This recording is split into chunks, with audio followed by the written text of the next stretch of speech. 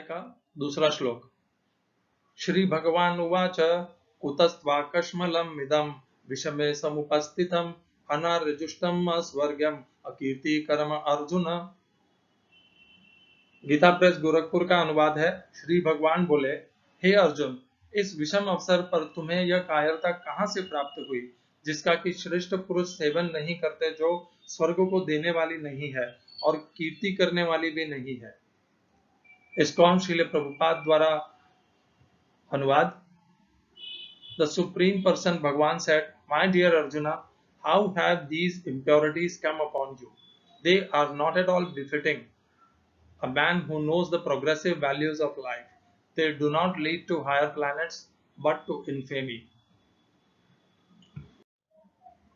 इस श्लोक में प्रयोग किए गए संस्कृत शब्दों के अर्थ हैं। श्री भगवान उवाच, भगवान ने कहा, कुतः कहां से, त्वा तुमको, कश्मलम गंदगी अज्ञान, इदम यह शोक, विषमय इस विषम अवसर पर, समुपस्थितम प्राप्त हुआ, अनार्य वे लोग जो जीवन के मूल्य को नहीं समझते, जुष्टम आचरित, अस्वर्गम उच्च लोगों को जो न ले जाने वाला, अकीर्ति अपयश का कर्म कारण, अर्जुन हे अर्जुन। श्रील प्रभुपाद का तात्पर्य, श्री कृष्ण तथा भगवान अभिन्न है, इसीलिए श्री कृष्ण को संपूर्ण गीता में भगवान ही कहा गया है। भगवान परम सत्य की पराकाष्ठा है। परम सत्य का बोध ज्ञान की तीन अवस्थाओं में होता है। ब्रह्म या निर्विशेष सर्वव्यापी चेतना, परमात्मा या भगवान का अंतर्यामी रूप जो समस्त जीवों के हृदय में है, तथा भगवान या श्री भगवान कृष्ण। श्रीमद् भागवतम में परम सत्य की यह धारणा इस प्रकार बताई गई है। वदन्ति तत्व विदस्तत्वम यज्ञानम अद्वयम ब्रह्मेति परमात्मेति भगवानम इति शब्दते। परम सत्य का ज्ञाता परम सत्य का अनुभव ज्ञान की तीन अवस्थाओं में करता है और ये सब अवस्थाएं एक रूप हैं। ये ब्रह्म, परमात्मा तथा भगवान के रूप में व्यक्त की जाती हैं। इन तीन दिव्य पक्षों को सूर्य के दृष्टांत द्वारा समझा जा सकता है, क्योंकि उसके भी तीन भिन्न भिन्न पक्ष होते हैं, यथा धूप, प्रकाश, सूर्य की सतह तथा सूर्यलोक स्वयं। जो सूर्य के प्रकाश का अध्ययन करता है वह नौसिखिया है। जो सूर्य की सतह को समझता है वह कुछ आगे बढ़ा हुआ होता है, और जो सूर्यलोक में प्रवेश कर सकता है वह उच्चतम ज्ञानी है। जो नौसिखिया सूर्य प्रकाश, उसकी विश्व व्याप्ति तथा उसकी निर्विशेष प्रकृति के अखंड तेज के ज्ञान से ही संतुष्ट हो जाता है, वह उस व्यक्ति के समान है जो परम सत्य के ब्रह्म रूप को ही समझ सकता है।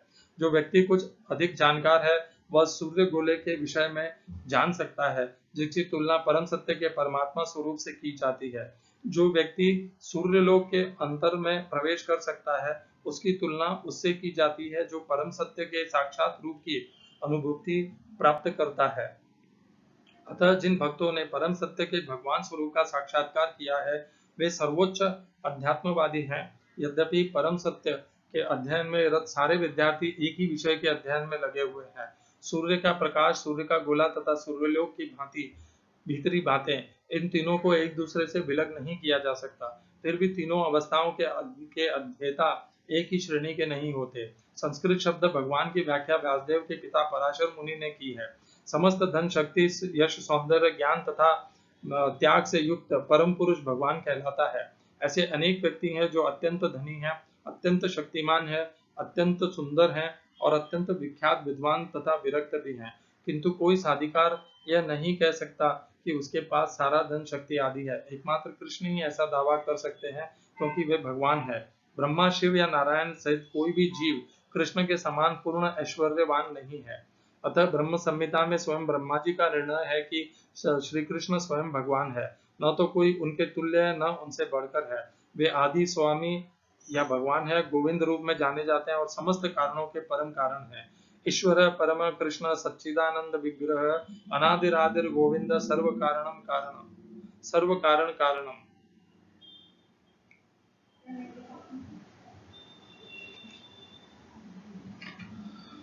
प्रभुपाद का तात्पर्य, ऐसे अनेक पुरुष हैं जो भगवान के गुणों से युक्त है, किंतु कृष्ण परम है, क्योंकि उनसे बढ़कर कोई नहीं है। वे परम पुरुष हैं और उनका शरीर सच्चिदानंदमय है। वे आदि भगवान गोविंद है और समस्त कारणों के कारण है। ब्रह्म संहिता। भागवत में भी भगवान के नाना अवतारों की सूची है। किंतु कृष्ण को आदि भगवान बताया गया है, जिनसे अनेकानेक अवतार तथा ईश्वर विस्तार करते हैं। एते चांच कला पुंसः कृष्णस्तु भगवान स्वयं इंद्रियारि व्याकुलम लोकम मुड्यन्ते युगे युगे। यहाँ पर वर्णित सारे अवतारों की सूचियां या तो भगवान की अंश कलाओं अथवा पूर्ण कलाओं की है, किंतु कृष्ण तो स्वयं भगवान है। तात्पर्य अभी और आगे तक है। मैं यहीं पर विराम करने की आपसे प्रार्थना करता हूँ, और आगे की हम इसके ऊपर चर्चा कर लेते हैं। ओम अज्ञानतिमिरन्धस्य ज्ञानाञ्जनशलाकया चक्षुरुन्मीलितं येन तस्मै श्री गुरुवे नमः।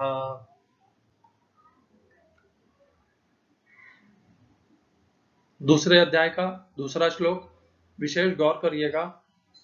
भगवत गीता में पहली बार भगवान श्री कृष्ण को श्री भगवान वाचन करके संबोधन किया गया है, और इसी कारण से श्रील प्रभुपाद ने दूसरे अध्याय के दूसरे श्लोक के तात्पर्य में कौन भगवान है, भगवान के कितने 3 अलग अलग रूप होते हैं, यह सब तात्पर्य में उनकी चर्चा की है।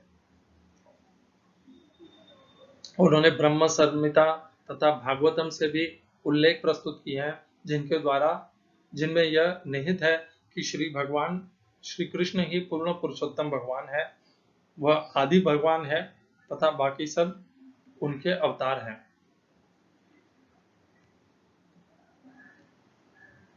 जैसा कि मैं बारंबार कहता हूं कि भगवत गीता संपूर्ण है, परिपूर्ण है। यदि किसी मनुष्य ने भगवत गीता का अध्ययन कर लिया तो उसे किसी और शास्त्र की कभी आवश्यकता नहीं रहेगी। ब्रह्म संहिता तो ब्रह्मदेव ने दी है, वो भगवान नहीं है, और भागवतम श्री व्यासदेव द्वारा रचित है। हमें वहां तक जाने की आवश्यकता नहीं है। स्वयं भगवत गीता के अंदर में इसका प्रमाण मिलता है, 3 व्यक्तियों से मिलता है हमें। 3 तो क्या, मैं तो बहुत से प्रमाण दे सकता हूँ भगवत गीता में भगवान श्री कृष्ण द्वारा, जो कि ये स्वयं कृष्ण भगवान है। परंतु हम संक्षेप में इसका चर्चा करेंगे, आधार सहित चर्चा करेंगे कि हम भगवान श्री कृष्ण को क्यों भगवान स्वीकार करें। यह दूसरे अध्याय का या दूसरा श्लोक जहां पर हम उन्हें श्री भगवान करके संबोधन करते हैं, यह एक उचित स्थान है, उचित श्लोक है, जहां पर हम भगवान श्री कृष्ण के ऊपर चर्चा कर लें कि वह पूर्ण पुरुषोत्तम क्यों है। हरे कृष्णा। नमो ओम विष्णुपादाय कृष्ण पृष्ठाय भूतले श्रीमते भक्ति वेदांत स्वामिनिति नामिने। हरे कृष्ण कृष्ण कृष्ण हरे हरे, हरे राम राम राम हरे हरे। तो हम भगवत गीता के दूसरे अध्याय के दूसरे श्लोक पर है, जहां पर भगवान पहली बार भगवत गीता में उपदेश दे रहे हैं, और भगवान चूंकि कह रहे हैं तो भगवत गीता में श्री कृष्ण को संबोधन करने के लिए शब्द आते हैं श्री भगवान उवाच। और अब हमारी चर्चा चल रही है कि हमें भगवान श्री कृष्ण को भगवान क्यों मानना चाहिए, इस तरह से उनकी क्यों पूजा और सेवा करनी चाहिए। बहुत सौभाग्य की बात है कि भगवान श्री कृष्ण के विषय में चर्चा करने का अवसर प्राप्त हुआ है। दुख की बात यह है कि भगवान श्री कृष्ण परम भगवान है, यह सिद्ध करना पड़ रहा है। आश्चर्य है इस बात पर, यदि कोई व्यक्ति भगवत गीता का अध्ययन करता है और तत्पश्चात भी उसे भगवान श्री कृष्ण पूर्ण पुरुषोत्तम है यह सिद्ध करना पड़े, तो कुछ कहने के लिए शब्द नहीं बचते। खैर, मेरा तो यह सौभाग्य है। हम जो चर्चा कर रहे हैं, हम सब भगवत गीता की चर्चा कर रहे हैं, अर्थात यह तो निश्चित है कि हम सब भगवान में श्रद्धा रखते हैं। यह हो सकता है कि हमारे भगवान की संख्या या अर्थात भगवान की संज्ञा अलग अलग हो। कोई भगवान राम को अपना ध्येय माने, कोई कृष्ण को, कोई विष्णु को, कोई नारायण रूप में, इस तरह कोई ब्रह्मदेव को भी मान सकता है, कोई शिव जी को मान सकता है। भगवान की संज्ञा अलग अलग हो सकती है, उनका रूप, हमारे स्वरूप जिसको हम धारण कर रखे हैं भगवान के रूप में, वह अलग हो सकता है, परंतु हम भगवान में आस्था रखते हैं। तो इसको, भगवान के प्रति हमारी श्रद्धा को स्वीकार करते हुए, अब इस चर्चा का जो दायरा है, जो सीमाएं हैं, वो केवल यह है कि हमें इस निष्कर्ष पर बिना संशय और बिना संदेह पहुंचना है कि पूर्ण पुरुषोत्तम भगवान श्री कृष्ण है। भगवद गीता यथारूप में ब्रह्म संहिता तथा भागवतम का उल्लेख किया गया है, यह सिद्ध करने के लिए कि भगवान श्री कृष्ण पूर्ण पुरुषोत्तम है। जैसा कि हम बारंबार चर्चा करते हैं कि भगवद गीता पूर्ण शास्त्र है और इसमें सब कुछ प्राप्त हो सकता है। तो मेरा यह मानना है कि हमें भगवान श्री कृष्ण पूर्ण पुरुषोत्तम है, यह जानने के लिए भगवद गीता के बाहर जाने की आवश्यकता है ही नहीं। हम भगवद गीता के आधार पर यह संशय रहित और संदेह रहित सिद्ध कर सकेंगे, निश्चय कर सकेंगे कि भगवान श्री कृष्ण पूर्ण पुरुषोत्तम है। तो इसके लिए मैं निश्चित ही भगवद गीता के बहुत से श्लोकों का उल्लेख करने वाला हूं। तो ये अब की बार का वीडियो थोड़ा पृथक होगा, क्योंकि इसमें मैं बहुत से श्लोकों की, भगवद गीता के श्लोकों की चर्चा करूंगा एक ही वीडियो के अंदर, क्योंकि सिद्ध ये करना है भगवद गीता के आधार पर कि भगवान श्री कृष्ण पूर्ण पुरुषोत्तम है। हमने देखा कि दूसरे अध्याय के दूसरे श्लोक में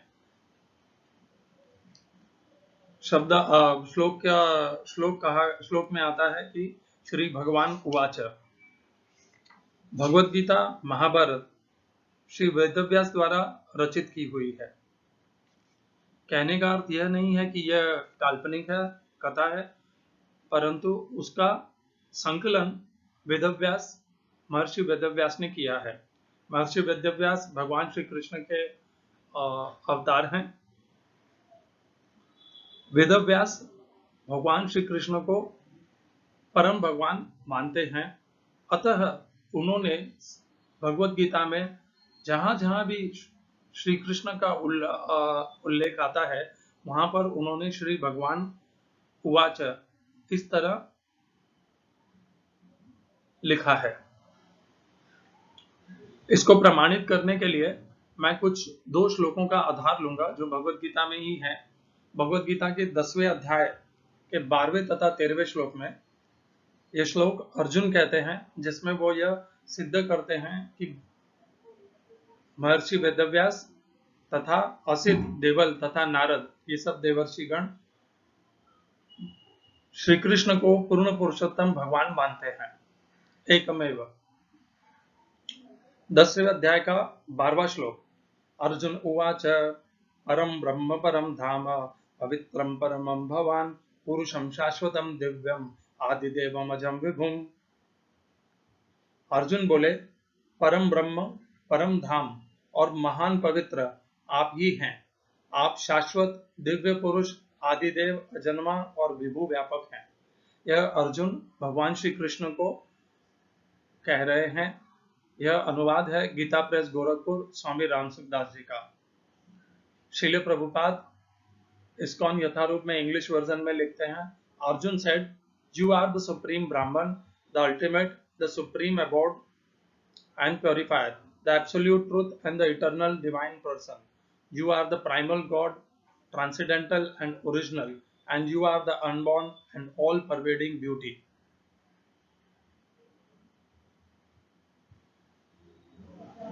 अगला श्लोक, 13वां श्लोक इसी का। पहले अर्जुन भगवान श्री कृष्ण को संबोधन में उनके वर्णन में कि अर्जुन किस प्रकार भगवान को जानते हैं, ये 12वां श्लोक स्वयं के अनुभव पर कहते हैं। अर्जुन के मनस्थिति में 10वें अध्याय तक भगवान ने जो अपना स्वरूप बताया है, उसके आधार पर अर्जुन ने यह निष्कर्ष निकाला कि भगवान श्री कृष्ण परम ब्रह्म है, परम धाम है, परम पवित्र है और सबसे महान है। वही शाश्वत पुरुष है, जो सनातन है, जो देवों के भी आदि हैं तथा अजन्मा है और सबसे व्यापक है, विभुक है, विशाल है। भगवत गीता का अध्ययन 3 भागों में, भगवत गीता को के जो 18 अध्याय हैं, इन्हें 3 भागों में विभाजित किया जा सकता है। पहला भाग होगा जिसमें पहले 6 अध्याय होंगे। पहले 6 अध्याय में भगवान जीव तथा कर्म इनके ऊपर ज्ञान प्रदान करते हैं। ध्यान रखिए, पहले 6 अध्यायों में भगवान जीव तथा उसके कर्म इनके ऊपर ज्ञान प्रदान करते हैं। 7वें से लेकर 12वें अध्याय, यह जो 6 अध्यायों का खंड है, यह दूसरा एक भाग है भगवत गीता का, जिसमें भगवान स्वयं भगवान का विस्तार से ज्ञान प्रदान करते हैं कि भगवान क्या है, कौन है और कैसे पहचाना जा सकता है। यह सब वर्णन 7वें अध्याय से 12वें अध्याय में आता है। तथा जो तीसरा खंड है वह 13वें अध्याय से 18वें अध्याय तक है। उसमें भगवान प्रकृति और प्रकृति से विमुक्ति, मुक्ति, इसका वर्णन करते हैं। प्रधानतः प्रकृति का वर्णन करते हैं और उससे छूटने का ज्ञान प्रदान करते हैं। पुनः एक बार भगवत गीता के 18 अध्याय को अलग अलग 3 भागों में पृथक करके बता रहा हूं। पहले से लेकर के 6ठे अध्याय का एक भाग है जिसमें भगवान जीव अर्थात आत्मा तथा उस कर्म इनका ज्ञान प्रदान करते हैं। दूसरा भाग 7वें भाग से अध्याय से लेकर 12वें अध्याय तक भगवान उनकी पहचान, उनके लक्षण तथा उनका विस्तार तथा उनका विवरण यह प्रस्तुत करते हैं। और 13वें अध्याय से 18वें अध्याय का अंतिम तीसरा खंड भाग, इसमें भगवान प्रकृति तथा प्रकृति से छूटने का ज्ञान प्रदान करते हैं। अभी हमने जो श्लोक लिया है 10वें अध्याय का 12वां श्लोक है। जब हम किसी श्लोक की चर्चा करते हैं भगवत गीता के, तो हमें वह कहां पर आता है भगवत गीता में, इसके ऊपर अपना लक्ष्य केंद्रित रखना चाहिए। तभी हम समझ पाएंगे कि इस श्लोक पर अर्जुन की क्या मनस्थिति और क्या अवस्था थी। कहने का भाव यह है कि 10वां अध्याय भगवत गीता के दूसरे खंड में अर्थात 7वें से लेकर 12वें अध्यायों के बीच में आता है। यहाँ पर भगवान ने 7वां, 8वां, 9वां, 10वां, 7वां, 8वां, 9वां यह 3 अध्याय भगवान उनका विस्तार, उनके लक्षण, उनके कर्म सब कुछ बता दिए हैं।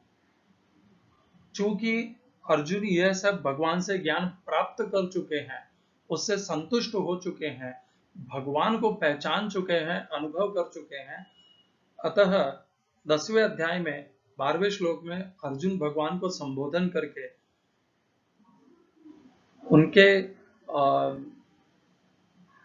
उनके प्रति अपना भाव व्यक्त करते हुए कहते हैं, परम ब्रह्म, परम धाम और महान पवित्र आप ही हैं। आप शाश्वत दिव्य पुरुष, आदिदेव, अजन्मा और विभु व्यापक हैं। जब अर्जुन यह कहते हैं तो हमें यह संशय रहित, संदेह रहित समझना है कि अर्जुन ने यह स्वयं समझ करके, सिद्ध करके और अनुभव करके इसे कहा है। हमें अभी पहले 10वें अध्याय तक के सारे श्लोकों का ज्ञान हो भी सकता है, नहीं भी हो सकता है, परंतु अर्जुन जब भगवान के प्रति कुछ कहते हैं, अर्जुन देव गुणों के प्रतिरूप हैं, देव गुणों के व्यवहारिक हैं, झूठ कभी नहीं बोलते। अर्थात हमें अर्जुन के भावों की, उनके द्वारा कहे गए भगवान के प्रति संबोधन को अक्षरशः स्वीकार करना चाहिए, ऐसा मत है। यही नियम है, यही एक मार्ग है भगवत गीता को समझने का। यदि हम संशय ही करते रहेंगे तो उसका तो कुछ हो नहीं सकता। 13वां श्लोक 10वें अध्याय का। अर्जुन आगे कहते हैं, आहुस्त्वां ऋषयः सर्वे देवर्षिर्नारदस्तथा असितो देवलो व्यासः स्वयं चैव ब्रवीषि मे। ऐसा सबके सब ऋषि देवर्षि नारद, असित, देवल तथा व्यास कहते हैं और स्वयं आप भी मेरे प्रति कहते हैं। यह अनुवाद है गीता प्रेस गोरखपुर स्वामी रामसुख दास जी का। इसमें अर्जुन यह भगवान को कहते हैं कि केवल मैं ही आपको परम ब्रह्म परम धाम नहीं मानता, आदिदेव अजन्मा नहीं मानता, ऐसा समस्त देव ऋषि भी कहते हैं। और कौन कौन से देव ऋषि उन्होंने यहाँ पर नामांकित किया है? नारद, असित, देवल, व्यास। व्यास आया है यहाँ पर इस श्लोक में। श्रील प्रभुपाद द्वारा भगवद गीता यथारूप इंग्लिश में वर्जन में इस 13वें श्लोक का अनुवाद है, all the great sages such as Narada, Asita, Devala and Vyasa proclaim this of you and now you yourself are declaring it to me। तो अर्जुन इस बात से पहले से अवगत थे कि असित, नारद, देवल, व्यास श्री कृष्ण को पूर्ण पुरुषोत्तम श्री भगवान मानते हैं।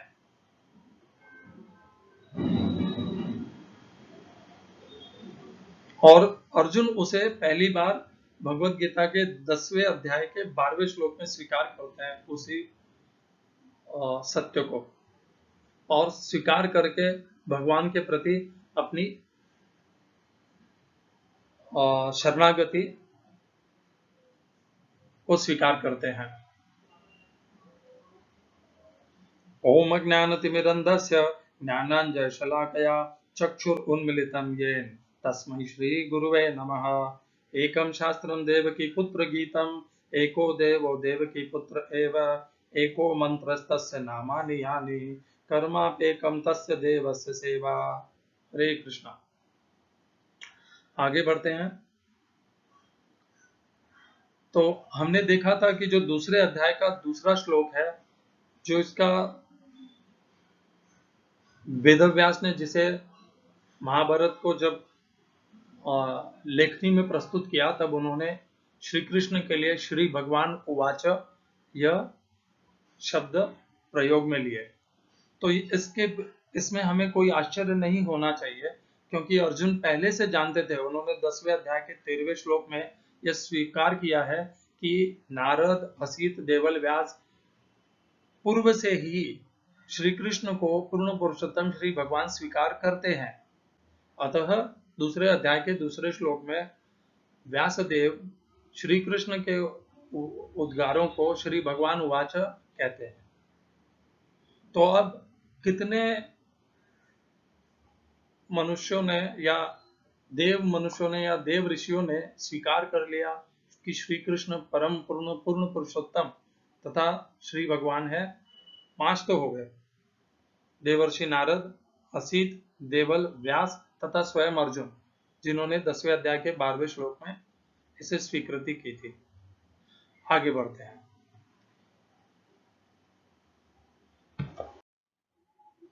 अब हम जो श्लोक की चर्चा कर रहे हैं, भगवान श्री कृष्ण को पूर्ण पुरुषोत्तम श्री भगवान जानने के लिए वह गीता महात्म्य से लिए गए हैं।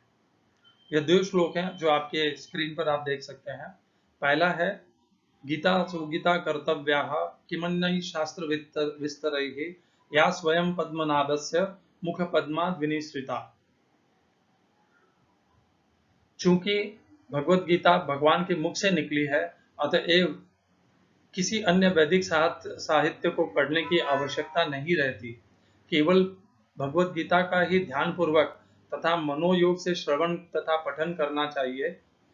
केवल एक पुस्तक भगवत गीता ही पर्याप्त है, क्योंकि यह समस्त वैदिक ग्रंथों का सार है और इसका प्रवचन भगवान ने किया है। भगवत गीता के महात्म्य में यह महात्म्य लिखा है आदि शंकराचार्य ने। तो अब हमने पहले 5 लोगों का यह स्वीकृति ली थी, जिन्होंने सिद्ध किया है, जिन्होंने स्वीकृति की है कि पूर्ण पुरुषोत्तम कृष्ण ही श्री भगवान है। अब हम छठों का स्वीकृति ले रहे हैं, वह है आदि शंकराचार्य, जिन्होंने गीता के महात्म्य के इन श्लोकों में भगवान श्री कृष्ण को श्री भगवान कह के स्वीकार किया है। महात्म्य का अगला श्लोक है, एकम शास्त्रम देवकी पुत्र गीतम, एको देवो देवकी पुत्र एव, एको मंत्रस्तस्य नामानि यानि, कर्माप्येकम तस्य देवस्य सेवा। इसका इंग्लिश में अनुवाद है, study one scripture that is Gita sung by son of Devaki, surrender to one Lord son of Devaki, practice one mantra having name of Lord Krishna, serve Lord Krishna only through your karma। क्षमा करिएगा, मैं इसमें श्रील प्रभुपाद का या स्वामी रामसुखदास जी का अनुवाद प्रस्तुत नहीं कर पाया। जो इसका निकटतम अनुवाद हो सकता था वो मैंने यहाँ पे प्रस्तुत किया है। इन दोनों गीता महात्म्य के श्लोकों की रचना श्री आदि शंकराचार्य ने की है और उन्होंने स्वीकार किया है कि गीता स्वयं भगवान ने अपने मुख से अमृतवाणी ये प्रदान की है और एकमात्र भगवान की, श्री भगवान कृष्ण की शरण लेना चाहिए, यही एक आदर्श होना चाहिए तथा उनके नाम का मंत्र ही एक मंत्र पर्याप्त है इस हमें अध्यात्म में सफलता प्रदान करने के लिए तथा हमें अपने कर्मों के द्वारा भगवान श्री कृष्ण की निरंतर सेवा करनी चाहिए। तो अब हमें 6 महामनुष्यों का, महादेवर्षियों का स्वीकृति मिल गई कि श्री कृष्ण पूर्ण पुरुषोत्तम है। यह सब भगवत गीता के अंदर है। अब हम भगवत गीता से ही अनेकों श्लोक लेंगे जिसमें पहले भगवान श्री कृष्ण अपने बारे में बताते हैं कि वो किस प्रकार से पूर्ण पुरुषोत्तम है। वैसे तो पूरी भगवत गीता में ही यह छाया हुआ है, परंतु मैंने प्रमुखतः वही श्लोक ढूंढ करके यहाँ पे प्रस्तुत किए हैं जिनमें भगवान का पूर्ण पुरुषोत्तम का भाव प्रकट होता है। हरे कृष्णा। हम देख रहे हैं कि श्री कृष्ण को पूर्ण पुरुषोत्तम भगवान क्यों स्वीकारा जाए और इसके लिए हमारे पास क्या प्रमाण है कि हम इसे स्वीकार करें। अभी तक हमने बहुत से श्लोकों की चर्चा की। भगवत गीता के आगे के श्लोकों में श्री कृष्ण अर्थात श्री भगवान स्वयं अपने लक्षण तथा अपने योग तथा अपनी विभूतियों की चर्चा कर रहे हैं। 7वें अध्याय का 7वां श्लोक, मत्तः परतरम नान्यत् किंचिदस्ति धनंजय, मयि सर्वमिदं प्रोतं सूत्रे मणिगणा इव। हे धनंजय, मेरे से बढ़कर इस जगत का दूसरा कोई किंचिन मात्र भी कारण नहीं है। जैसे मणियां सूत के धागे में पिरोई हुई होती है, ऐसे ही संपूर्ण जगत मेरे में ही ओतप्रोत है। अनुवाद गीता प्रेस गोरखपुर, स्वामी रामसुख दास जी। इस श्लोक में भगवान स्वयं बताते हैं कि किस प्रकार समस्त जगत जो कुछ भी है, चर अचर, सब उन्हीं के द्वारा व्याप्त है, सब उन्हीं के कारण स्थिति है और उन्हीं से ओतप्रोत है। यहाँ पर भगवान अपनी महिमा का विवरण करते हैं। ध्यान रहे, 7वें श्लोक से भगवान स्वयं के बारे में, अपने लक्षणों, अपनी विभूतियां, अपने योग तथा अपने कर्मों के बारे में बताते हैं। 7 से लेकर के 12वें अध्याय, यह गीता के जो 6 अध्याय का खंड है, इसमें भगवान अपने बारे में बताते हैं। 8वें अध्याय का 15वां श्लोक, मामुपेत्य पुनर्जन्म दुःखालयम शाश्वतम नाप्नुवन्ति महात्मानः संसिद्धिं परमां गताः। 8वें अध्याय का 15वां श्लोक, महात्मा लोग मुझे प्राप्त करके दुःखालय और अशाश्वत पुनर्जन्म को प्राप्त नहीं होते, क्योंकि वे परम सिद्धि को प्राप्त हो गए हैं, अर्थात उनको परम प्रेम की प्राप्ति हो गई है। अनुवाद गीता प्रेस गोरखपुर, स्वामी रामसुखदास जी। क्षमा करिएगा, मैं इसमें श्रील प्रभुपाद का अनुवाद नहीं दे पा रहा हूँ, क्योंकि उनका अनुवाद मेरे पास केवल इंग्लिश में ही उपलब्ध है और यहाँ पर बहुत सारे श्लोक लिए हैं मैंने, और मुझे चूंकि हम हिंदी में चर्चा कर रहे हैं इसलिए यह आवश्यक है मेरे लिए कि मैं हिंदी में अनुवाद प्रस्तुत करूं, जो मेरे पास गीता प्रेस गोरखपुर में उपलब्ध है। मैं आपको विश्वास दिलाता हूं कि दोनों के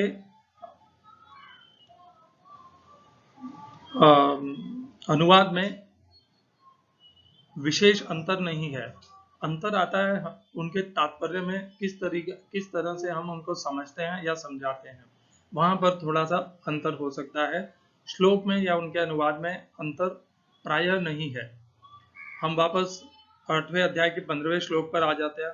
यहाँ पर भगवान बताते हैं कि यदि कोई मनुष्य उनको प्राप्त कर लेता है तो वह इस दुखालय अशाश्वतम जगत से मुक्त हो जाता है और पूर्ण सिद्धि को प्राप्त कर लेता है।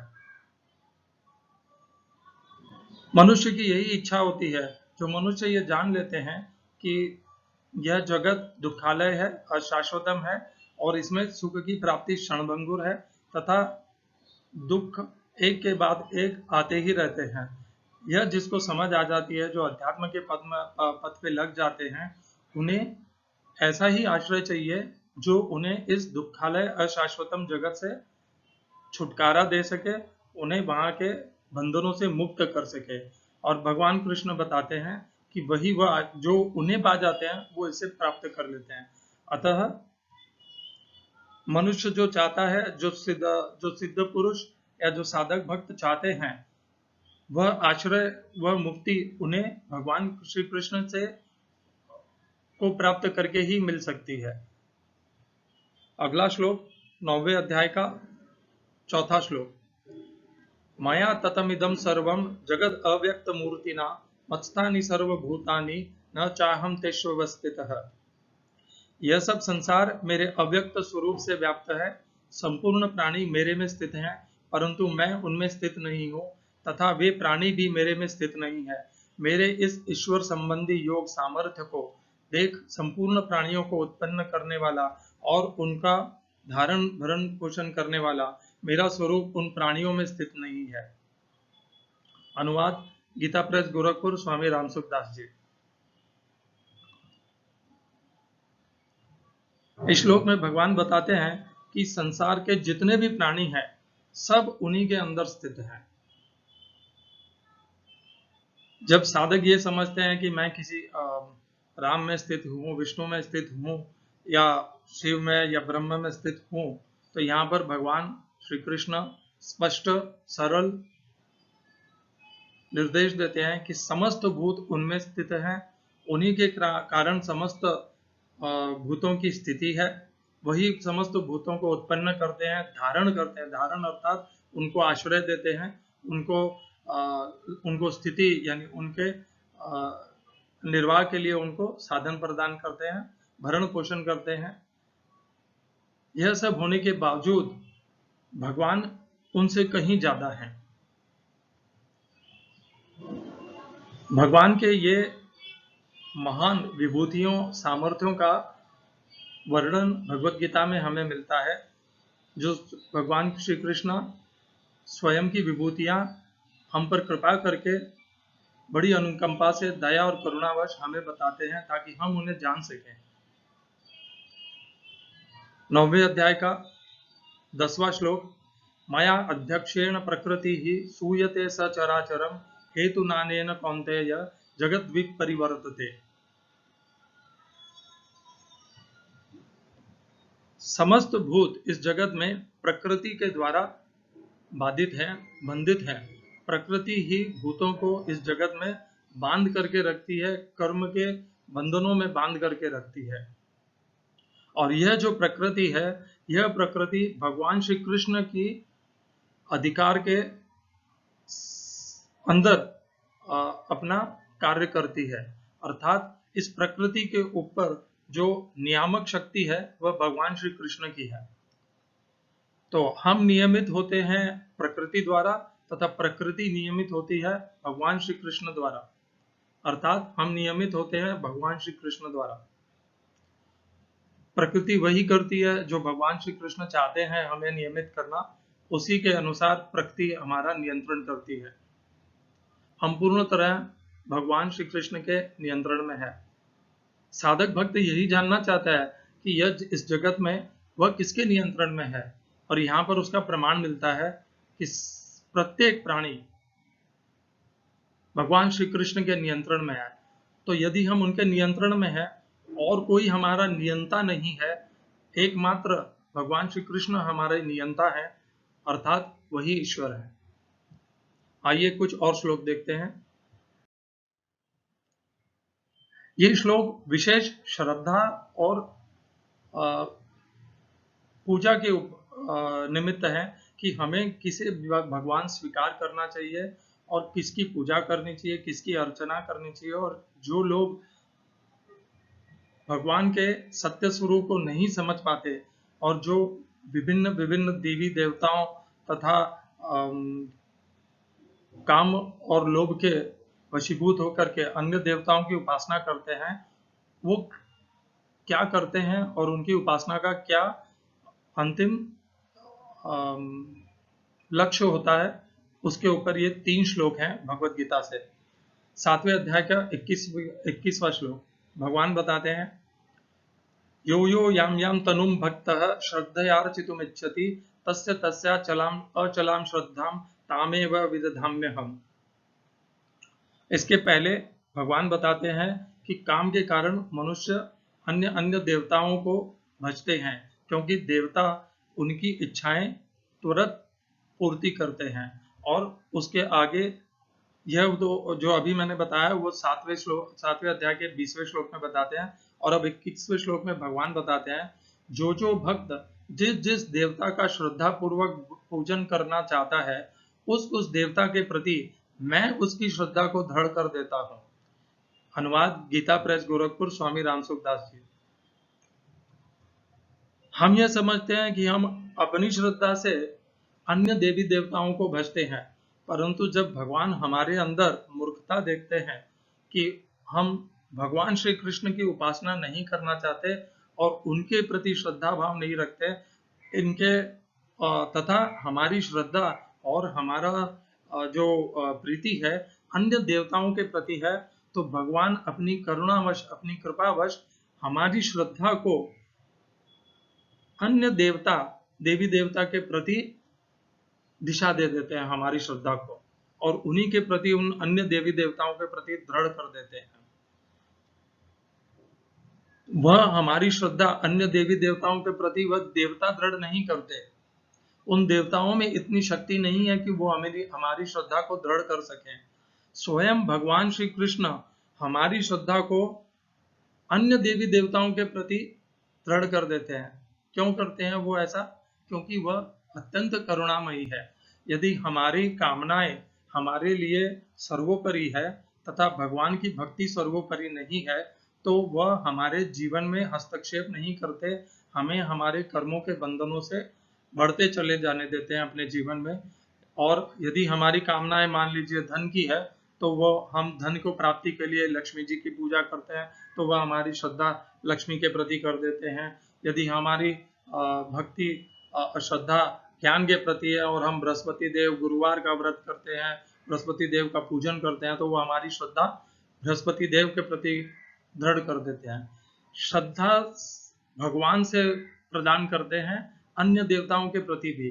उन देवताओं में स्वयं की शक्ति नहीं है हमारी श्रद्धा को दृढ़ उनके स्वयं के प्रति करने की, भगवान की विभूतियों और सामर्थ्य को पहचानने के, और किस तरह हम अपने भक्ति के मार्ग से, अपने एकमेव भगवान के भक्ति के मार्ग से भटक जाते हैं और अन्य देवी देवताओं में स्थिर हो जाते हैं, उनके प्रति प्रीति कर लेते हैं। उनको समझने के लिए यह श्लोक बहुत महत्वपूर्ण है। और इसी से जुड़ा हुआ इसका अगला श्लोक है, स तया श्रद्धया युक्तः तस्याराधनमीहते लभते च ततः कामान मय्येव विहितानि हितानि। उस मेरे द्वारा दृढ़ की हुई श्रद्धा से युक्त होकर वह मनुष्य सकाम भाव पूर्वक उस देवता की उपासना करता है और उसकी वह कामना पूरी भी होती है, परंतु वह कामना पूर्ति मेरे द्वारा विहित की हुई होती है। अनुवाद गीता प्रेस गोरखपुर, स्वामी राम सुखदास जी। इससे पहले श्लोक में भगवान बताते हैं कि अन्य देवताओं के प्रति जब हमारी कामना और प्रीति होती है, तब अन्य देवताओं के प्रति हमारी श्रद्धा भी भगवान दृढ़ करते हैं।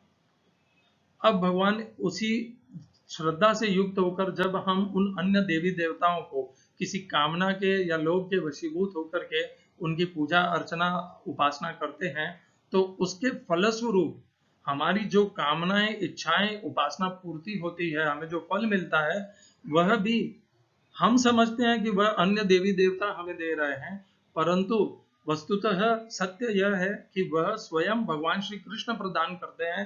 वह देव हमें यह भ्रम होता है कि वह अन्य देवी देवता हमें वह प्रदान कर रहे हैं, क्योंकि हम श्रद्धा से उपासना उनकी करते हैं और देते हैं हमें भगवान श्री कृष्ण, परंतु वो हमारे प्रत्यक्ष रूप में नहीं आते।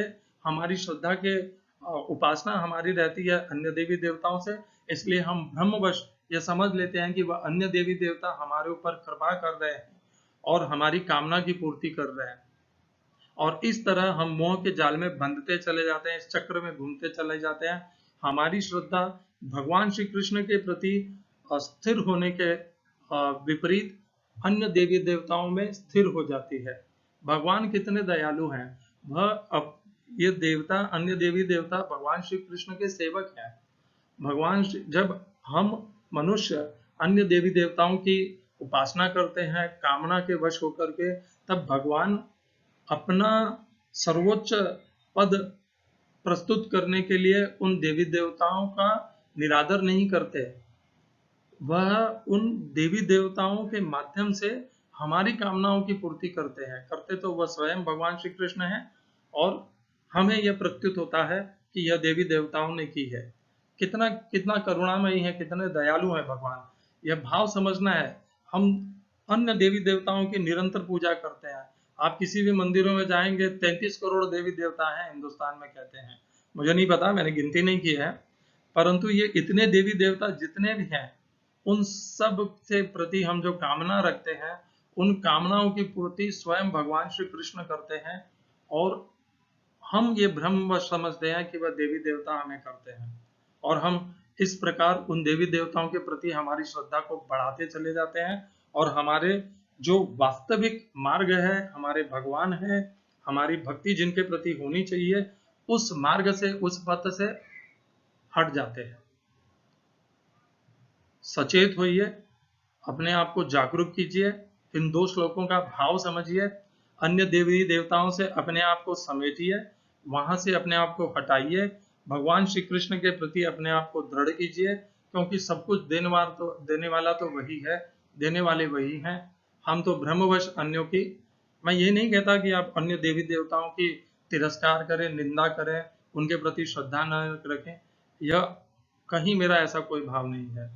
श्रद्धा करें, वह भी देव गुणों से युक्त है, वह भी भगवान के सेवक है, परंतु भक्ति, श्रद्धा, कामना, यह सब भगवान श्री कृष्ण के प्रति करिए, क्योंकि देने वाले वही हैं।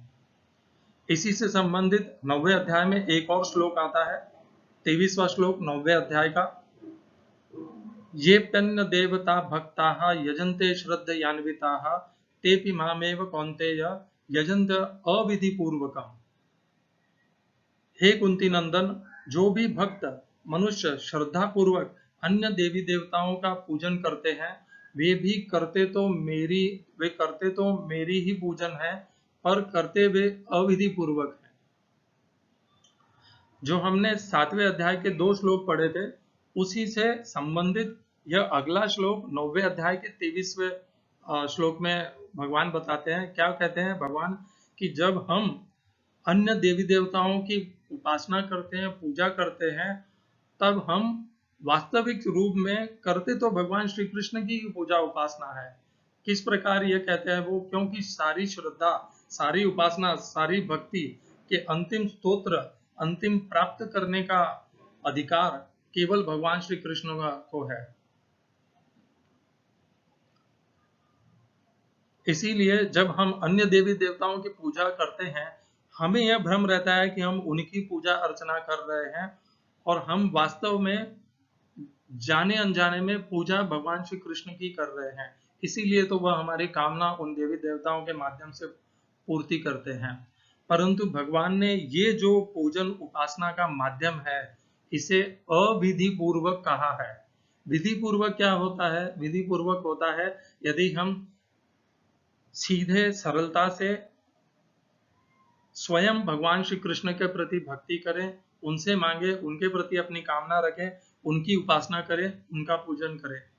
और अविधि पूर्वक क्या होता है? हम भगवान श्री कृष्ण को अस्वीकार करें, उनके प्रति दुर्लक्ष्य करें, और हमारा श्रद्धा और हमारे उपासना को मोड़ करके अन्य देवी देवताओं के प्रति करें और उनकी पूजा अर्चना करें। यह अविधि पूर्वक है, क्योंकि समस्त पूजा, श्रद्धा, उपासना पहुंचती भगवान श्री कृष्ण को ही है। ये 3 श्लोकों से समझना हमें है कि हम जब इधर उधर भटकते हैं, कौन भगवान है, किसे भगवान है, मुझे किसकी पूजा करनी है, किसकी उपासना करनी है, तो हम यहाँ वहां भटकते रहते हैं। सब मार्गों से जो पंडित वंडित सब हमें ब्राह्मण बता देते हैं, हम वैसा वैसा करते जाते हैं। यह सब भ्रम है, निश्चित भ्रम है, संशय रहित, संदेह रहित सभी भ्रम है।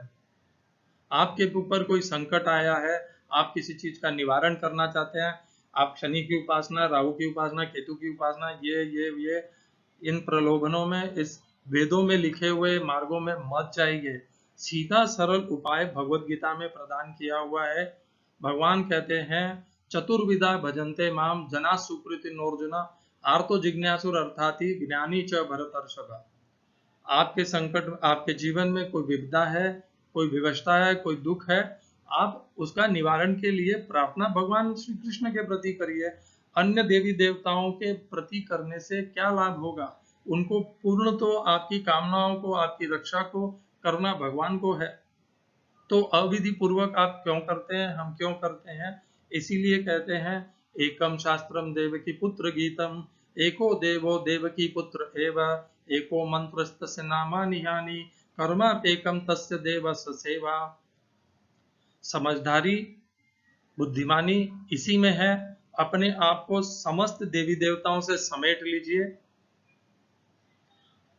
उनकी प्रति आदर रखिए, सम्मान रखिए, परंतु अपनी श्रद्धा, उपासना, भक्ति को एकमात्र भगवान श्री कृष्ण के प्रति केंद्रित कर दीजिए। यदि आप गीता में श्रद्धा रखते हैं, यदि आप गीता को सर्वोच्च ज्ञान मानते हैं, तो आपको ये करना ही चाहिए। अगला श्लोक देखते हैं।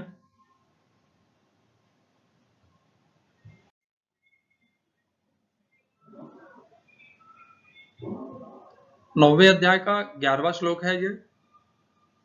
अवजानन्ति मां मूढ़ाः मानुषीं तनुमाश्रितं परम भावम अजानन्तः मम भूत महेश्वरम।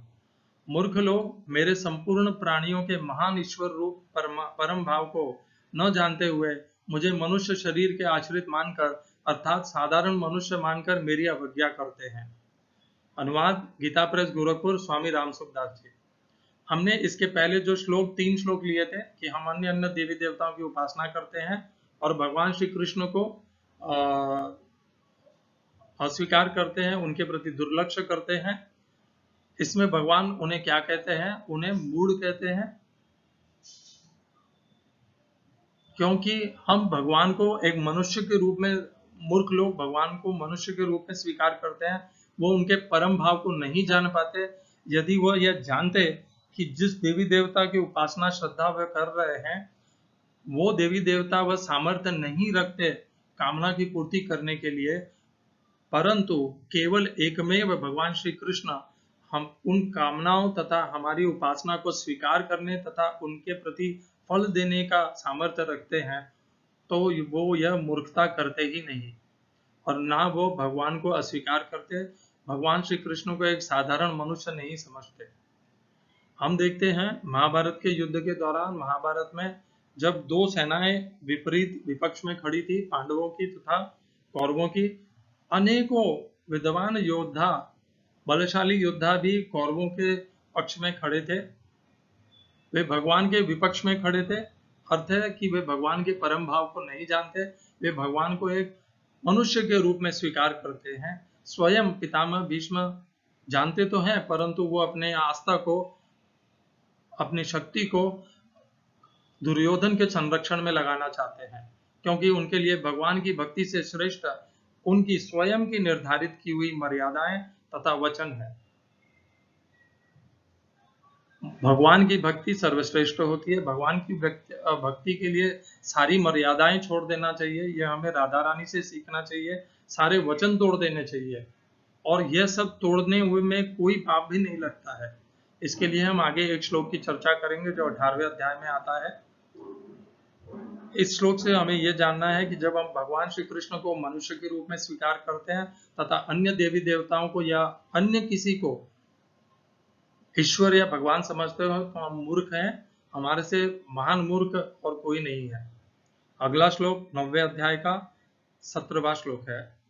पिता हमस्य जगतः माता धाता पितामहः वेद्यं पवित्रम ओंकारः रुक्साम यजुरेव च।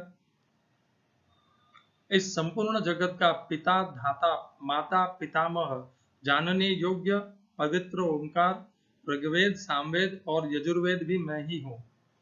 अनुवाद गीता प्रेस गोरखपुर, स्वामी रामसुख दास जी। कितना परम ज्ञान भगवान ने इस श्लोक में प्रदान कर दिया है। हमारी उत्पत्ति, या तो हम समझते हैं कि हमारा कोई उत्पत्ति करता है ही नहीं, जैसा आसुरी भाव में होता है कि हम तो ऐसे ही संयोगवश उत्पन्न हो चुके हैं, और यदि हमारी आस्था भी है तब भी हम किसी और भगवान को हमारा माता पिता धाता पितामह समझते हैं। यहाँ पर भगवान स्पष्ट सरल निर्देश देते हैं एक ही श्लोक में कि समस्त भूतों का पिता भी मैं ही हूँ, माता भी मैं ही हूँ, उनका भरण पोषण करने वाला धाता भी मैं ही हूँ, पितामह भी मैं ही हूँ, क्योंकि सब भूत उन्हीं से उत्पन्न होते हैं।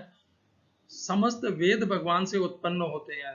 3 वेद ऋक्साम यजुर्वेद जिनका आश्रय लेकर के हम अलग अलग चेष्टाएं करते हैं, वह सब भगवान से उत्पन्न होते हैं।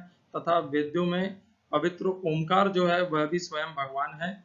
और जानने योग्य अर्थात व्यक्ति मूर्खतावश अन्य अन्य देवी देवताओं को और अन्य अन्य ज्ञान को हासिल करने का प्रयत्न करता है, जबकि जानने योग्य तो केवल एक भगवान श्री कृष्ण है और उनको जानने का माध्यम है भगवत गीता।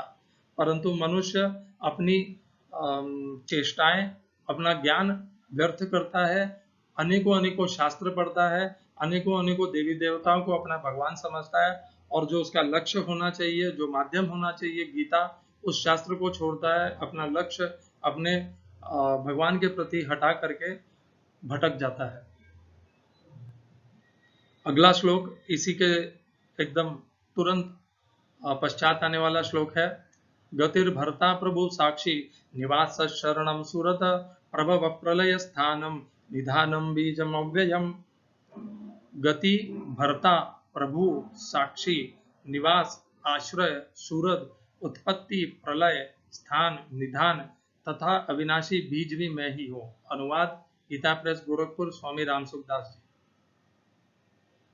पहले श्लोक में भगवान ने कह दिया कि मैं ही पिता, धाता, पितामह सब कुछ मैं ही हूँ इस जगत का, और मैं ही रुक्साम यजु सब हूँ। अब उसी के आगे भगवान कहते हैं कि यह जो संपूर्ण जगत है, इस जगत को गति, चलायमान, इस जगत का भरता भी मैं ही हूँ, गति देने वाला भी मैं हूँ, इस जगत का प्रभु अर्थात ईश्वर भी मैं ही हूँ। इस जगत में जो कुछ भी घटित हो रहा है उसका एकमात्र साक्षी भी मैं ही हूँ। इस जगत का अंतिम निवास, समस्त भूतों का अंतिम निवास भी मैं ही हूँ। अगर किसी की शरण लेने योग्य कोई है तो वह मैं हूँ।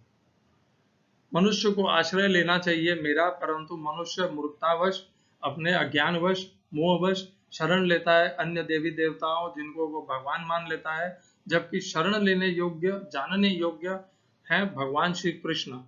सूरत, वो सबके हितैषी हैं, परम हितैषी हैं। कैसे यह सिद्ध होता है कि भगवान परम हितैषी हैं? भगवान श्री कृष्ण, वह इस माध्यम से सिद्ध होता है कि भगवान ने समस्त ज्ञान हमें संक्षिप्त रूप में गीता के माध्यम से प्रदान कर दिया है। भगवान हमारी कमजोरियों को जानते हैं, कि हम अल्पबुद्धि हैं, ज्यादा मोह और कामनाओं से वशीभूत हैं, हमारे में ज्यादा ज्ञान भी नहीं है, तथा अनेकों शास्त्र पढ़ने की हमारे में इतने चेष्टाओं करने का सामर्थ्य भी नहीं है। इसीलिए भगवान केवल एक मात्र 700 श्लोक में भगवत गीता को माध्यम से समस्त ज्ञान को हमें निचोड़ करके संशय रहित, संदेह रहित प्रदान करते हैं। यह भाव ही बताता है कि भगवान हमारे परम हितैषी हैं। परम हितैषी वही होता है जो हमें, जो वास्तविक ज्ञान है, जो हमारे लिए सबसे आवश्यक ज्ञान है, उसे हमें सरलता से प्रदान कर दे। हमें ज्ञान को ढूंढने के लिए अनेकों शास्त्रों में न उलझाएं। हितैषी वही होता है जो सरलता से हमारे सामने वस्तुतः स्थिति को स्पष्टतया कर दे। और भगवान भगवद गीता के माध्यम से यही भाव, परम हितैषी का भाव, सूरत भाव हमारे सम्मुख प्रदान करते हैं। प्रभव प्रलय स्थानम, उत्पत्ति तथा प्रलय अर्थात विनाश के पश्चात जो प्रलय का स्थान है, सब कुछ वही है। और अव्यय बीज भी वही है। अव्यय बीज वो होता है, एक तो वह बीज जो एक से दूसरे में स्थापित होता है, और अव्यय बीज वह बीज जो कभी नाश नहीं होता, वो एक मनुष्य से उसकी अगली संतान में बढ़ता जाता है, वह अव्यय बीज है जो कभी नष्ट नहीं होता, अव्यय बीज है वो। भगवान की इन सामर्थ्य और विभूतियों और शक्तियों को जानने से हमें संशय रहित पूर्ण पुरुषोत्तम श्री कृष्ण को भगवान में स्वीकार करने में मनस्थिति, बुद्धि और दृढ़ता मिलती है। अगले श्लोक देते हैं भगवत गीता से। 7वें, 8वें, 9वें अध्याय में भगवान अपने सामर्थ्य शक्तियों का विस्तार बताते हैं। यहाँ पर अब भगवान 10वें अध्याय में उसका कारण हमें बताएंगे। 10वें अध्याय का दूसरा श्लोक, न मे विदुःसुरगणाः प्रभवं न महर्षयः अहम आदिर्हि देवानां महर्षीणां च सर्वशः। मेरे प्रकट होने को न देवता जानते हैं और न महर्षि, क्योंकि मैं सब प्रकार से देवताओं और महर्षियों का आदि हूं।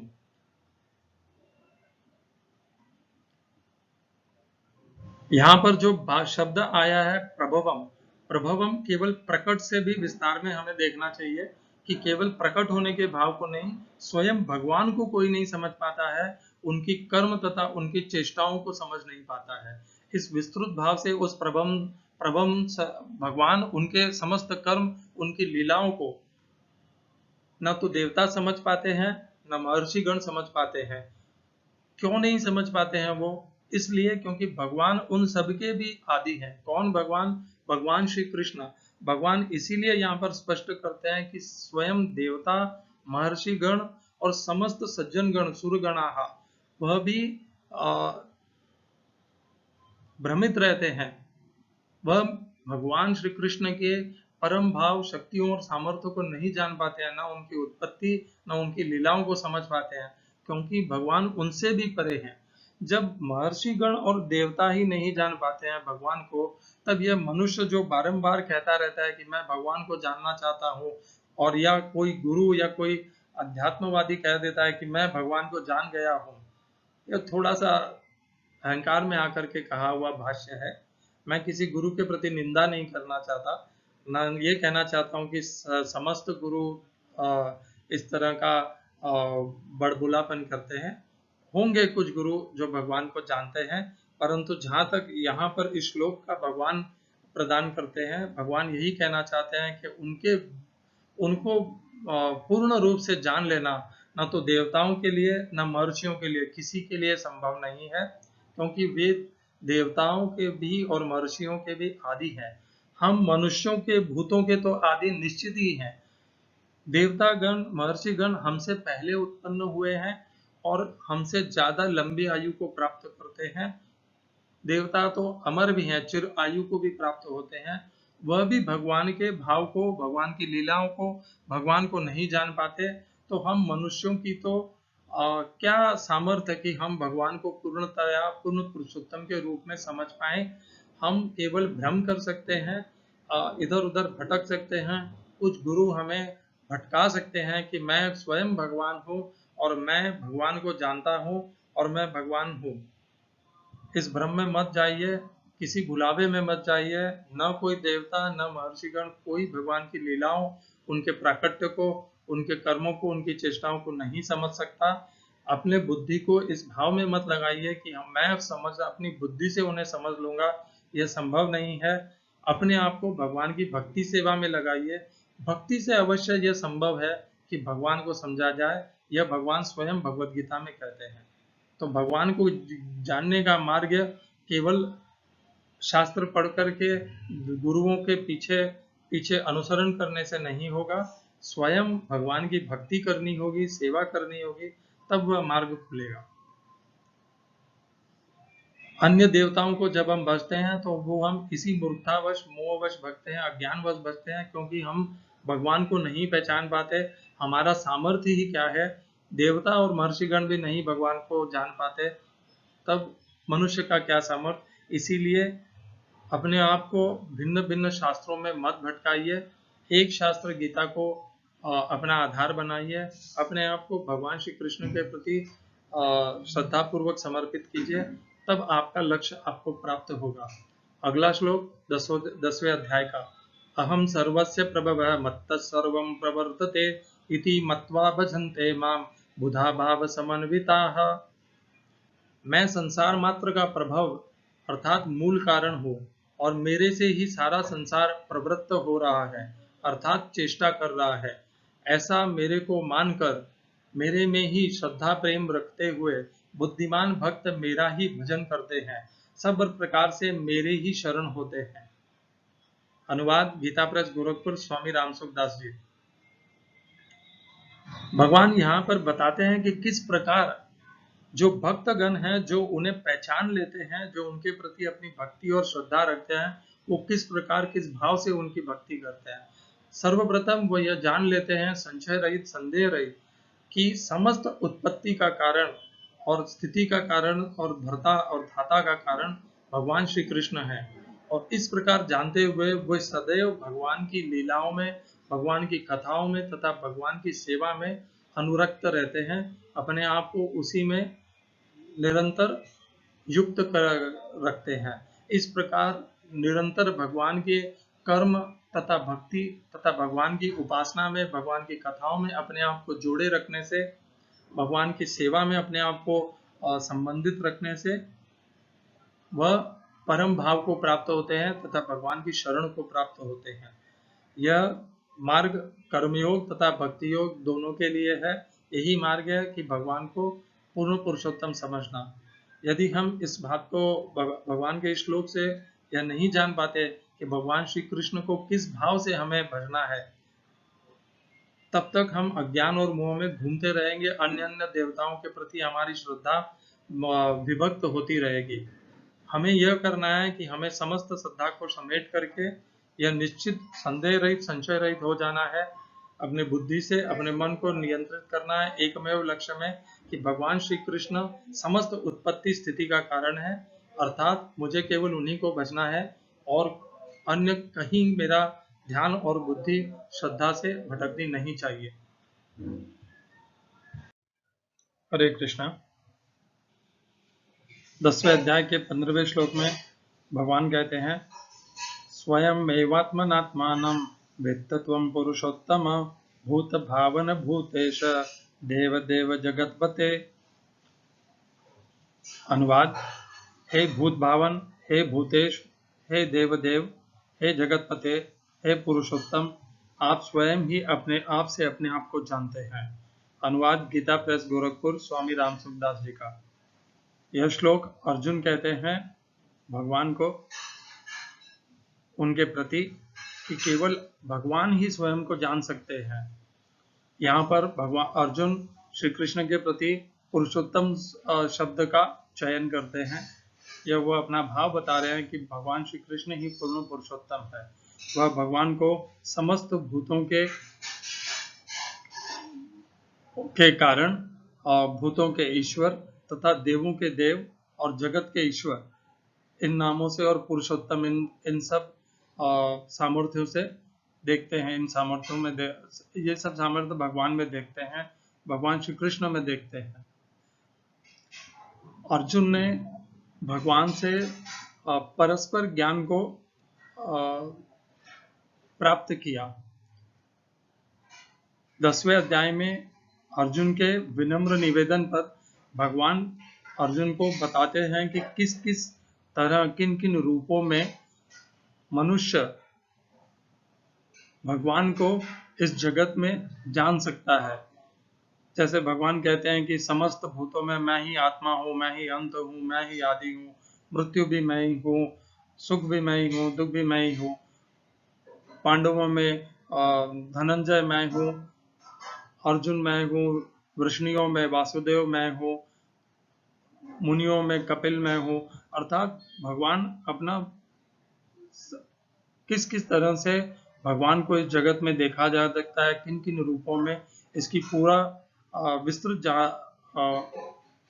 जानकारी 10वें अध्याय में अर्जुन को प्रदान करते हैं। क्योंकि अर्जुन जानना चाहते हैं कि भगवान किस किस रूपों में किन किन विभूतियों के द्वारा इस जगत को व्याप्त करते हैं।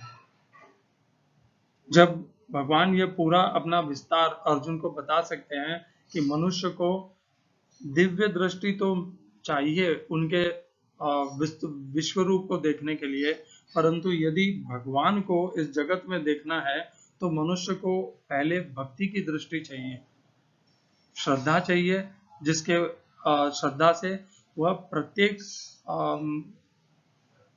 शक्ति, सामर्थ्य, बल, विद्या समस्त मनुष्यों में, जल चराचर चल अचल सब में भगवान को, उनकी सामर्थ्य को, उनकी उपस्थिति को देख सके।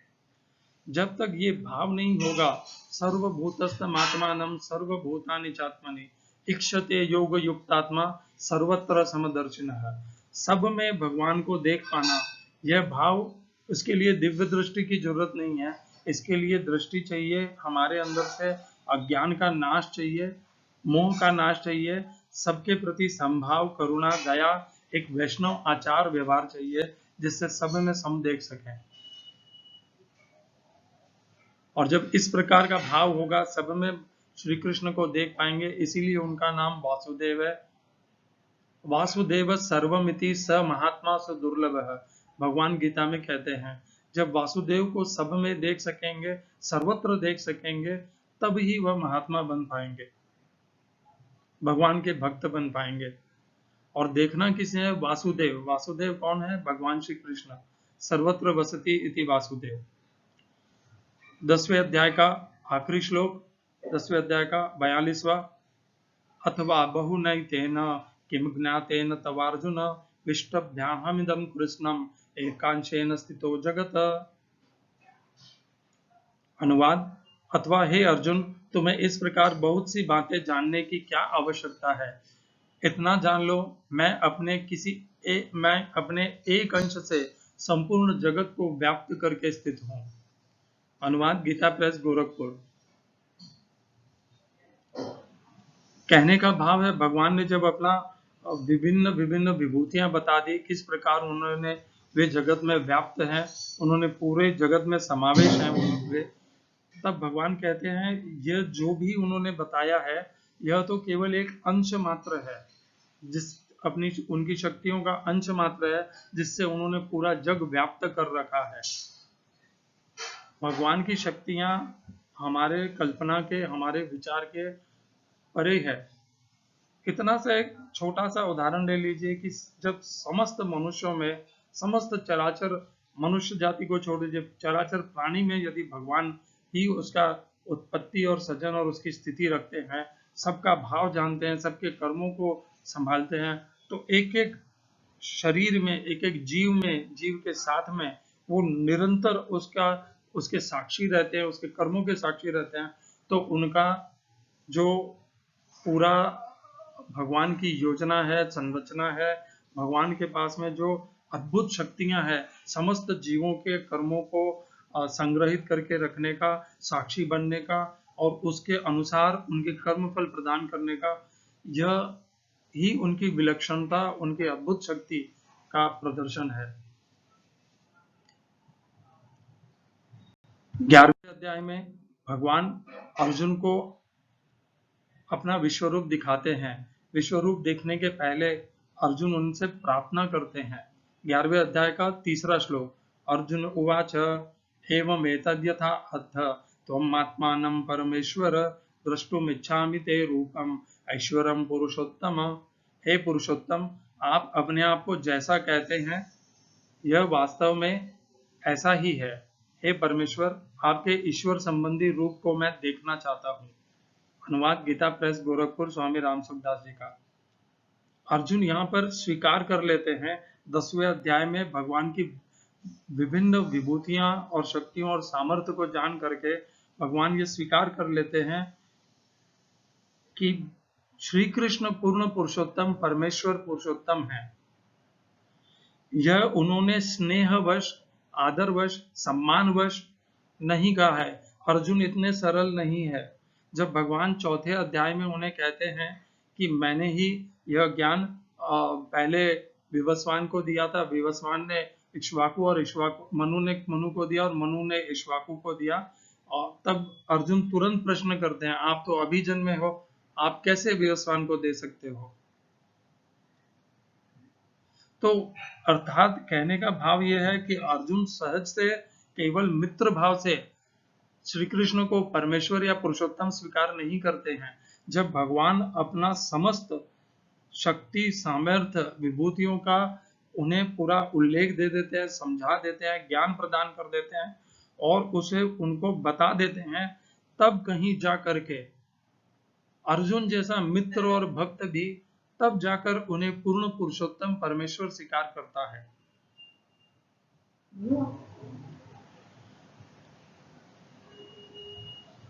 जब अर्जुन इस प्रकार प्रार्थना उन्हें कहता है और अपनी अर्जुन भगवान के सम्मुख अपनी प्रार्थना उपस्थित करते हैं कि मैं आपके पुरुषोत्तम परमेश्वर रूप को देखना चाहता हूं, तब भगवान उसके ऊपर कृपा करते हैं और उसे अपना विश्व रूप प्रदर्शित करते हैं। उसी 11वें अध्याय में संजय इस बात को धृतराष्ट्र को बताते हैं। संजय उवाच एवं मुक्त्वा ततो राजन महायोगेश्वरो हरिः दर्शयामास पार्थाय परमं रूपमैश्वरम। संजय यह धृतराष्ट्र को बता रहे हैं। संजय बोले, हे राजन, ऐसा कहकर फिर महायोगेश्वर भगवान श्री कृष्ण ने अर्जुन को परम ऐश्वर्य रूप दिखाया। अर्जुन की प्रार्थना, एक भक्त मित्र की प्रार्थना, एक सखा की प्रार्थना भगवान ने करुणामय दयालु भगवान ने तुरंत स्वीकार की, कोई किंतु परंतु नहीं किया। अपना भगवान अर्जुन के माध्यम से समस्त मनुष्यों को अपना ऐश्वर्य, अपना विश्व रूप, अपनी विभूतियां, शक्तियों का प्रदर्शन करना चाहते हैं। इसीलिए गीता में विश्व रूप का प्रदर्शन करते हैं। इसके साक्षी बनते हैं संजय, और संजय इसके साक्षी बन करके धृतराष्ट्र को बताते हैं कि तत्पश्चात भगवान श्री कृष्ण ने अपना पूर्ण ऐश्वर्य रूप बताया। वह संजय ने उनके लिए क्या शब्द प्रयोग किया? योगेश्वरी नहीं कहा। संजय ने ये नहीं कहा कि योगेश्वर अर्थात योग का ईश्वर, महायोगेश्वरो हरि है। हरि कौन होते हैं? जो सब कुछ हर सकते हैं, सारे दुख संताप। वो संजय पहली बार भगवान के लिए अब वह शब्द प्रयोग कर रहे हैं इस गीता में कि वो श्री कृष्ण ही हैं जो महायोगेश्वर हरि हैं, और अब वो अपना परम ऐश्वर्यमय रूप अर्जुन की प्रार्थना पर दिखला रहे हैं। 11वें अध्याय में 16वां श्लोक।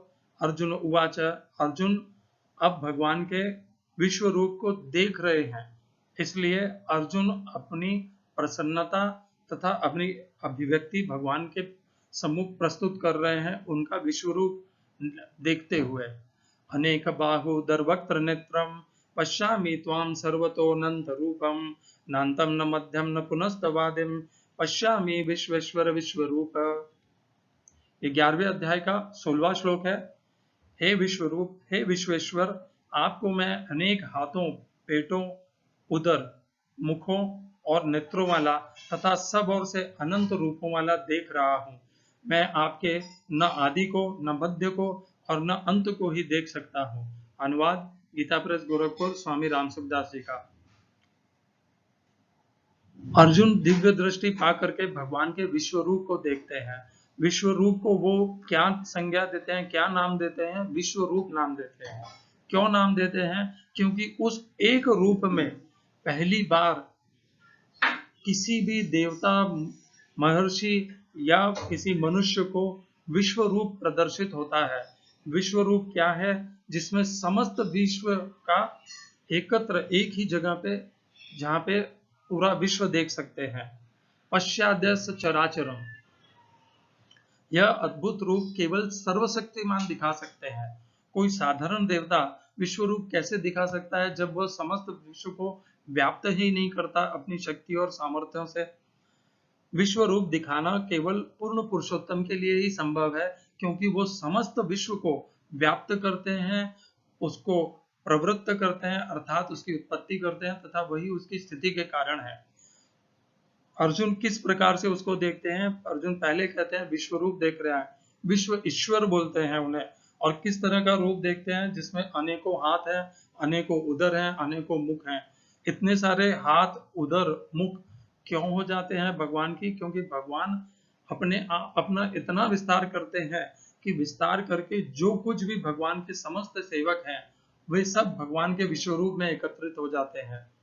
वहां पर अर्जुन देखते हैं कि सब कुछ उन्हीं के द्वारा भगवान श्री कृष्ण से ही स्थापित होता है, उन्हीं से प्रवृत्त होता है, उन्हीं के द्वारा जगत में प्रदान किया जाता है। अगला श्लोक, अर्जुन भगवान की प्रशंसा में कहते हैं, त्वम् अक्षरम परमं वेदितव्यम, त्वमस्य विश्वस्य परम निधानम, त्वम् अव्यय शाश्वतो धर्म गोप्ता, सनातनस्त्वं पुरुषो मतो में। आप ही जानने योग्य परम अक्षर ब्रह्म है।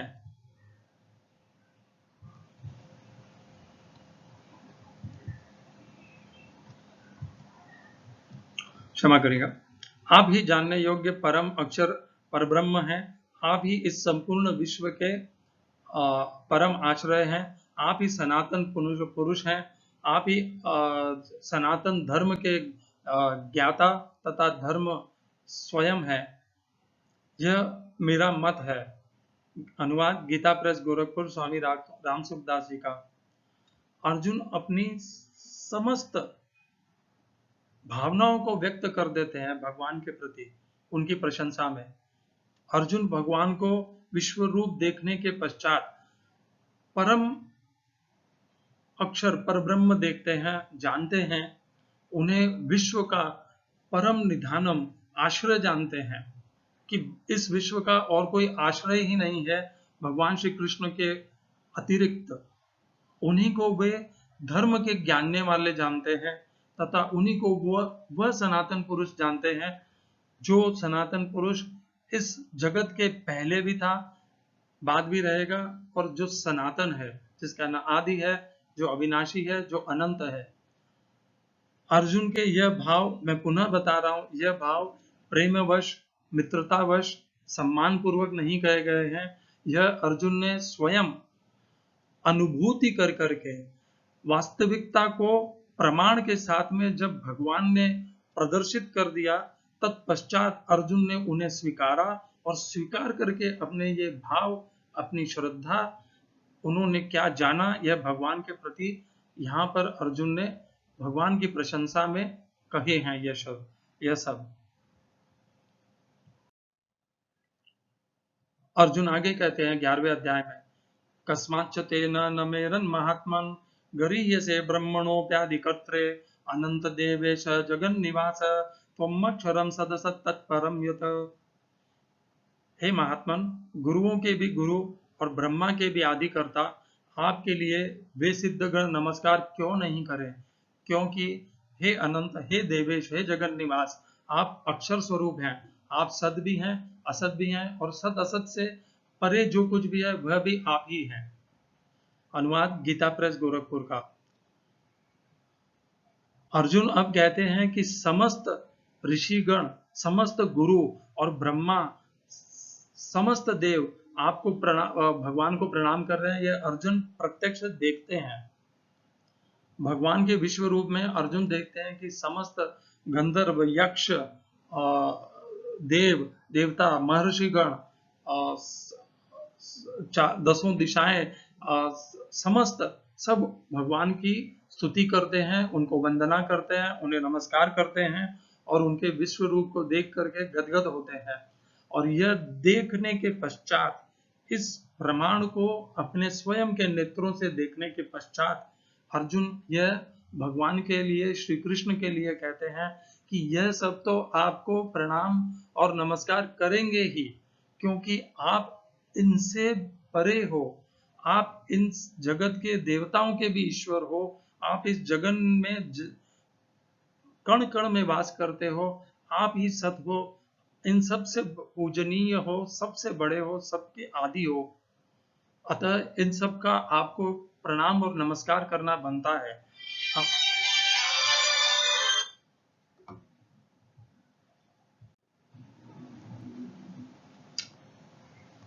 हरे कृष्णा।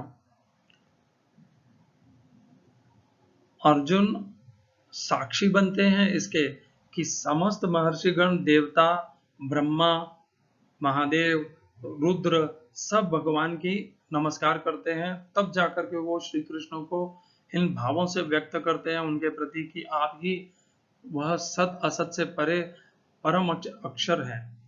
आगे कहते हैं, वायुर्यमुग्निर्वरुण शशांकः प्रजापतिस्त्वं प्रपितामहश्च नमो नमस्तेस्तु सहस्रकृत्वः पुनश्च भूयोऽपि नमो नमस्ते।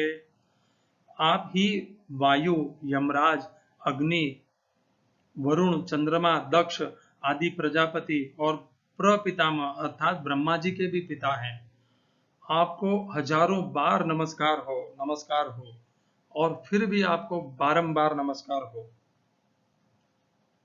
हम जिन देवी देवताओं की पूजा, उपासना, श्रद्धा से करते हैं, उन सब के पिता अर्जुन भगवान को जान लेते हैं, क्योंकि ये समस्त देवी देवता और समस्त ऋषिगण तथा स्वयं ब्रह्म पिता वह भी भगवान को प्रणाम कर रहे हैं, नमस्कार कर रहे हैं। उनके विश्व रूप को देखने के बाद अद्भुत इस रूप को देख करके गदगद हो जाते हैं। यह सब अर्जुन होते हुए प्रत्यक्ष अनुभव कर रहे हैं। जब अर्जुन यह सब देख करके अर्जुन की अज्ञान मोह हट जाता है, अर्जुन यह जान लेते हैं कि भगवान श्री कृष्ण ही पूर्ण पुरुषोत्तम है, तब उन्हें अपने अंदर एक ग्लानि का एहसास होता है और अर्जुन स्वीकार करते हैं क्या? अगले श्लोक में, सखेति मत्वा प्रसभम यदुक्तम, हे कृष्ण हे यादव हे सखेति, अजानता महिमानम तवेदम मया प्रमादात प्रणयेन वापि। 11वें अध्याय का 41वां श्लोक है। आपकी महिमा और स्वरूप को न जानते हुए मेरे सखा है ऐसा मानकर मैंने प्रमाद से अथवा प्रेम से हठपूर्वक बिना सोचे समझे हे कृष्ण हे यादव हे सखे इस प्रकार जो कुछ कहा है। अनुवाद गीता प्रेस गोरखपुर द्वारा। इसमें हम देखते हैं कि अर्जुन आत्मग्लानि से भर करके भगवान के प्रति कहते हैं कि मैंने आज तक आपको अपना सखा, अपना मित्र तथा एक दिव्य पुरुष, एक अलौकिक पुरुष जान करके तत्पश्चात भी आपको सदैव हे कृष्ण हे यादव हे सखेति इस प्रकार आपके प्रति संबोधन किया, अकेले में सबके समक्ष भी। अर्जुन, इससे हमें यह पता चलता है कि 10वें 11वें अध्याय के पहले अर्जुन भगवान श्री कृष्ण को एक मित्र, सखा और एक अलौकिक पुरुष के रूप में जानते थे। अर्जुन यह जानते थे कि असित, देवल, व्यास, नारद सब श्री कृष्ण को भगवान मानते हैं, परंतु अर्जुन भी दृढ़ निश्चयी थे जब तक वो स्वयं न जान लें कि ये श्री कृष्ण ही परम पूर्ण पुरुषोत्तम परम भगवान है, तब तक वो इन 4 ऋषियों के कहने के पश्चात भी स्वीकार नहीं कर पा रहे थे। इसीलिए अर्जुन यहाँ पर अपना स्वीकार करते हैं, अपनी गलती की क्षमा मांगते हैं कि मैंने आज तक आपको बिना जाने अज्ञानतावश मोहवश आपके प्रति यह शब्द कहे। आगे कहते हैं अर्जुन, यच्चावहा सर्तम असत्कृतोषि विहारशय्यासन भोजनेषु एकोऽथवाप्यच्युत तत्समक्षं तच्छामये त्वामहम् अहम प्रमेयम्।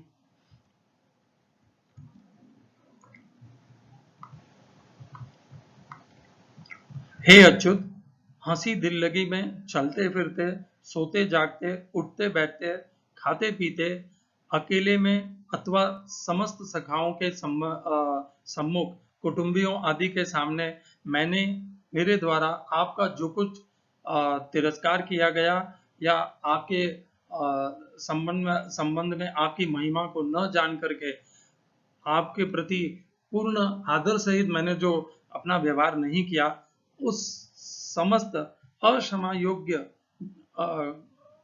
भूलों के प्रति कारण मैं आपसे क्षमा मांगता हूँ, आपसे क्षमा की प्रार्थना करता हूँ। यह है जो अर्जुन का स्वभाव। उन्हें तुरंत इस बात की अनुभूति हुई कि मैंने आज तक क्या कर बैठा। मैं जिनको अपना मित्र, सखा और एक अलौकिक पुरुष जान रहा था, वही पूर्ण पुरुषोत्तम है। वह मेरे साथ थे, मेरे पास हैं, और मेरा यहाँ तक कि उन पूर्ण पुरुषोत्तम ने मेरा सारथी होना भी स्वीकार कर लिया। कितनी विनम्रता, कितनी दयालुता है भगवान में, अपने भक्त के प्रति कितना स्नेह है। अर्जुन को जब इन सब व्यवहार का ग्लानि की अनुभूति होती है, तब अर्जुन भगवान से क्षमा मांगते हैं कि आज तक जो कुछ भी मुझसे ये गलतियां हो गई हैं, ये भूल हो गई है, उनके प्रायश्चित स्वरूप मैं आपसे क्षमा की प्रार्थना करता हूँ, याचना करता हूँ। मैंने अकेले में सबके समक्ष आपके प्रति हंसी, उल्लास और तथा दिल लगी और खेलने में अनेकों योग्य तथा अयोग्य शब्दों का, नामों का प्रयोग किया है। उन सब के लिए मुझे क्षमा करिए। आगे क्या कहते हैं अर्जुन, पितासि लोकस्य चराचरस्य त्वमस्य पूज्यश्च गुरुर्गरीयान् न त्वत्समोऽस्त्यभ्यधिकः कुतोऽन्यः लोकत्रयस्य अप्रतिम प्रभाव। आप ही इस चराचर संसार के पिता हैं, आप ही पूजनीय हैं और आप ही गुरुओं के महान गुरु हैं। हे अनंत प्रभावशाली भगवान, इस त्रिलोकी में आपके समान भी दूसरा कोई नहीं है, फिर अधिक तो हो ही कैसे सकता है। अनुवाद गीता प्रेस गोरखपुर, स्वामी रामसुखदास जी का। क्षमा मांगने के पश्चात अर्जुन स्वीकार करते हैं, भगवान की प्रशंसा में अपने भाव व्यक्त करते हैं कि इस चराचर जगत के पिता, उनके सृजनकर्ता चराचर जगत के आप ही है। इस जगत में आप ही सबसे ज्ञानवान, सबसे बुद्धिमान, समस्त गुरुओं के गुरु हैं, जिनकी पूजा योग्य है। आप पूजा योग्य हैं, आपके समान भी कोई नहीं हो सकता। ये देवता वगैरह आपके समान भी नहीं हो सकते। आपसे अधिक तो होने का कोई प्रश्न ही नहीं उठता, कोई संशय नहीं है कि ये आपसे अधिक हैं। और आप ही इस पूरे तीनों लोकों को, त्रिलोकी में आपके समान कोई भी नहीं है। आपका अद्भुत प्रभाव है। अर्जुन भगवान के विश्व रूप में हजारों सहस्त्रों सूर्यों का एकत्रित प्रकाश, एक प्रद्युम्न प्रकाश जैसा प्रचंड प्रकाश देखते हैं। वो उस प्रकाश से मोहित नहीं हो रहे हैं, वो भगवान के विश्वेश्वर रूप से प्रभावित हो रहे हैं, जिनमें वो देखते हैं कि समस्त देवता, ऋषिगण और स्वयं ब्रह्मा, रुद्र, शिव, महादेव सभी भगवान को नमस्कार कर रहे हैं, प्रणाम कर रहे हैं। जो उन्होंने आज तक जाना था केवल कि असित, देवल, व्यास, नारद भगवान को, श्री कृष्ण को पूर्ण पुरुषोत्तम भगवान कहते हैं, वह उन्होंने विश्व रूप के दर्शन में वह समक्ष होते हुए देखा कि समस्त महर्षिगण भगवान को स्तुति कर रहे हैं, उनको प्रणाम कर रहे हैं, उन्हें विश्व हेतु, विश्वेश्वर, विश्व के ईश्वर, विश्व पुरुषोत्तम के नाम से स्वीकार कर रहे हैं। यह उनका प्रत्यक्ष अनुभव है। और तत्पश्चात ये अर्जुन स्वयं परिवर्तित होते हैं, भगवान को एक मित्र सखा, एक अलौकिक पुरुष से उनके वास्तविक रूप में विश्वेश्वर पूर्ण पुरुषोत्तम भगवान श्री कृष्ण के रूप में स्वीकार करते हैं तथा अपना उन्हें भाव व्यक्त करते हैं। अगले श्लोक में वे कहते हैं, तस्मात् प्रणम्य प्रणिधाय कायं प्रसादये त्वां हमेशं विद्यं पितेव पुत्रस्य सखेव सख्युः प्रिय प्रियायार्हसि देव सोढुम्। इसीलिए शरीर से लंबा दंडवत होकर स्तुति करने योग्य आप ईश्वर को मैं प्रणाम करके प्रसन्न करना चाहता हूँ। जैसे पिता पुत्र के, मित्र मित्र के और पति पत्नी के अपमान को सहन कर लेता है, भूलों को सहन कर लेता है, वैसे ही हे देव आप मेरे द्वारा किया गया अपमान तथा भूलों को सहन करने में समर्थ हैं। अनुवाद गीता प्रेस गोरखपुर, स्वामी राम सुखदास जी का। अर्जुन भगवान को प्रणाम करते हैं तथा भगवान को कहते हैं कि आप ही मेरे ईश्वर हैं और आप समर्थ हैं मेरे समस्त संबंधों के अनुसार मुझे क्षमा देने के लिए। क्षमा भगवान का अद्भुत गुण है। भगवान अपने विपक्ष में खड़े शत्रुओं को भी क्षमा कर सकते हैं। महाभारत के युद्ध में पहले यदि अर्जुन दुर्योधन आकर के भगवान से क्षमा मांग लेता तो भगवान वचनबद्ध हैं शरणागत की रक्षा करने के लिए, क्षमा का दान देने के लिए, परंतु दुर्योधन ने वह कदम उठाया ही नहीं। दुर्योधन तो युद्ध करना चाहता था, स्वयं भगवान को विपक्ष में उपस्थित देखने के पश्चात भी। अब 11वां अध्याय, यहाँ पर हमने 11वां अध्याय के कुछ चुने हुए श्लोक यहाँ पर हमने चर्चा में लिए। 11वां अध्याय में अर्जुन का भाव बदलता है। अर्जुन 11वें अध्याय के पहले भगवान को, 10वें अध्याय और 11वें अध्याय के पहले भगवान को मित्र, सखा, यादव इस प्रकार अपना आत्मज करके संबोधन करते थे। यहाँ से वे परिवर्तित हो जाते हैं। वे भगवान को विश्वेश्वर, विश्वरूप, विश्व ईश्वर जान करके उन्हें पूर्ण पुरुषोत्तम जानते हैं। भगवान के रूप का नाम विश्वेश्वर है। विश्वेश्वर और विराट, इन दो शब्दों में बहुत अंतर है। विश्वेश्वर और विश्व विराट, ये दो शब्द, विराट यानी विशाल, प्रचंड, परंतु विश्वेश्वर विश्व रूप अर्थात समस्त विश्व जिसमें समाया हुआ हो, वह है विश्व रूप। और विश्व रूप वह अद्भुत रूप है जो कहीं और नहीं है, किसी भी शास्त्र में नहीं है, एकमात्र गीता में है। इसीलिए दिव्य गीता दिव्य है, भगवान श्री कृष्ण का दिव्य प्रदान किया हुआ ज्ञान है। विश्व रूप भगवान का वह प्रत्यक्ष रूप है जिसको अर्जुन के माध्यम से, गीता के माध्यम से साधक जान करके, देख करके, पढ़ करके, अध्ययन करके भगवान श्री कृष्ण को पूर्ण पुरुषोत्तम स्वीकार संशय रहित, संदेह रहित कर सकता है। प्रमाण है, प्रत्यक्ष है, सबने देखा है, एक ही बार यह प्रमाणित हुआ है। पूरे विश्व के समस्त शास्त्रों में केवल एकमात्र गीता में हुआ है ये। इसीलिए गीता अद्भुत है, क्योंकि गीता भगवान का दर्शन कराती है, भगवान के विश्व रूप का दर्शन कराती है। 10वें अध्याय में भगवान बताते हैं कि किस प्रकार वे इस सृष्टि के प्रत्येक कण कण में, प्रत्येक सामर्थ्यों, शक्तियों में, विभूतियों में विद्यमान है, उपस्थित है। और 11वें अध्याय में भगवान वही सब शक्तियों को, विभूतियों को, अपने सामर्थ्य को अपने स्वयं के शरीर के अंदर दिखाते हैं। 2 अध्यायों में इतना फर्क है। पहले अध्याय में भगवान अपने आप को सब में व्याप्त दिखाते हैं, ये 10वां अध्याय है।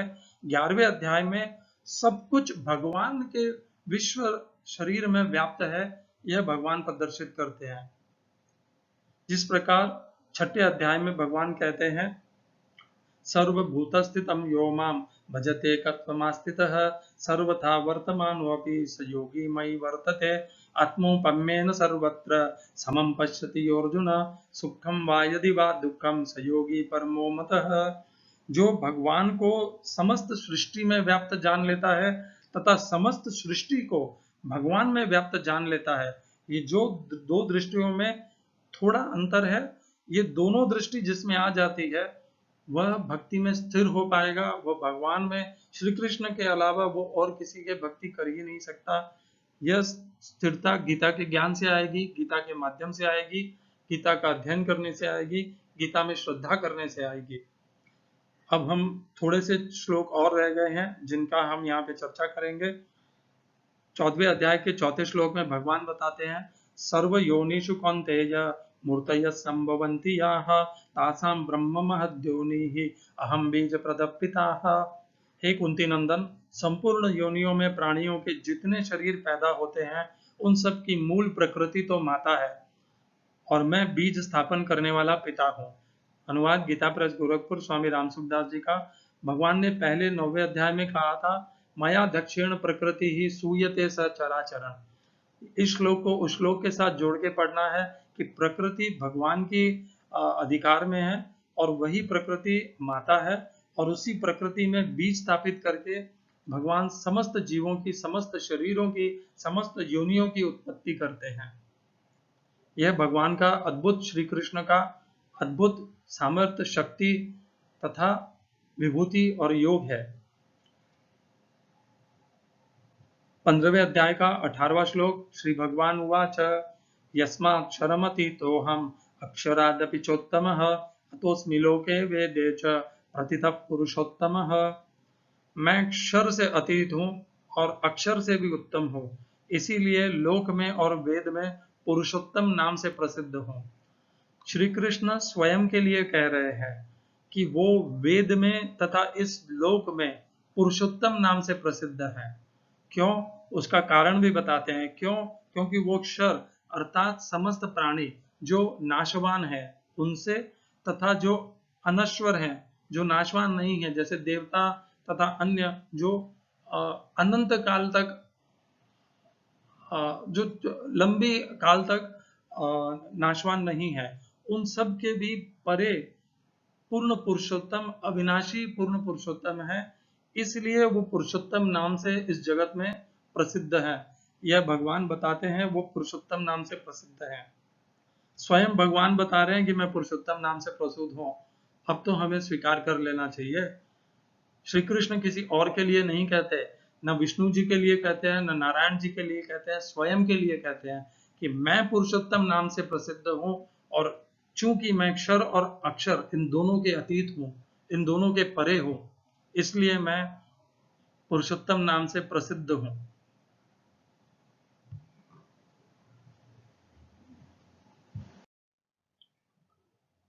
गीता के आखिरी श्लोक, मन मना भव मद भक्तः मध्याजिमां नमस्कुरु मामे वैश्यसि सत्यम ते प्रतिजाने प्रियोसि में। तू मेरा भक्त हो जा, मेरे में मन वाला हो जा, मेरा पूजन करने वाला हो जा, मेरे को नमस्कार कर। ऐसा करने से तू मुझे ही प्राप्त हो जाएगा। यह मैं तेरे सामने सत्य प्रतिज्ञा करता हूँ, क्योंकि तू मेरा अत्यंत प्रिय है। अनुवाद गीता प्रेस गोरखपुर 18वां अध्याय 65वां श्लोक। हरे कृष्णा। तो भगवान यहाँ पर सभी भक्तों को एक निर्देश देते हैं कि सभी भक्तों को उनके प्रति प्रणाम करना चाहिए, उन्हें अपना मन सभी भक्तों को भगवान श्री कृष्ण में लगाना चाहिए, उनकी पूजा करनी चाहिए और उनका भक्त बनना चाहिए। भगवान जानते हैं कि भक्त समुदाय अन्य अन्य देवताओं, देवी देवताओं को भी भजता है, भी उनके भक्तों की श्रद्धा अन्य देवी देवताओं के प्रति भी है।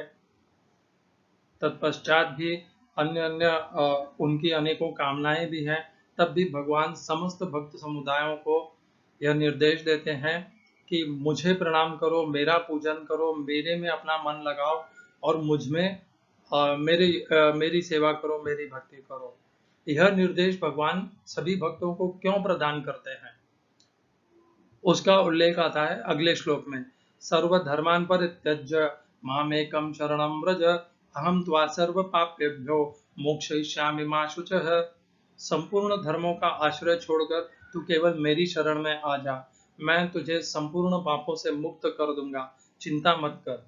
अनुवाद गीता प्रेस गोरखपुर स्वामी रामसुखदास जी। भगवान समस्त भक्त समुदाय को अपना भक्त, अपनी सेवा, अपने प्रति अपने में मन लगाने वाला कहते हैं भगवान श्री कृष्ण, इसलिए ताकि वो समस्त भक्तों को उनके अज्ञान से, मोह से मुक्त कर सके, उनको समस्त बंधनों से मुक्त कर सके, धर्मों के बंधनों से, उनके स्वधर्मों से बंधनों से मुक्त कर सकें। और यदि वो इस प्रकार अन्य देवी देवताओं की श्रद्धा, पूजा, उपासना छोड़ करके उनके प्रति अपनी उपासना, भगवान श्री कृष्ण के प्रति उपासना तथा पूजा तथा सेवा और भक्ति को धारण करते हैं, तो उन्हें कोई, किसी भी भक्त को कोई पाप नहीं लगेगा, क्योंकि भगवान उन्हें समस्त पापों से मुक्त कर देंगे। यह सामर्थ्य केवल श्री कृष्ण पूर्ण पुरुषोत्तम भगवान में ही है। अन्य देवी देवताओं में वह सामर्थ्य नहीं है कि वह भगवान को, वह भक्तों को पापों से मुक्त कर सकते हैं। पापों से मुक्त कोई देवी देवता नहीं कर सकता। केवल यह अधिकार, यह शक्ति, यह सामर्थ्य केवल भगवान में ही है। उसका भी वो कभी कभी ही प्रयोग लेते हैं।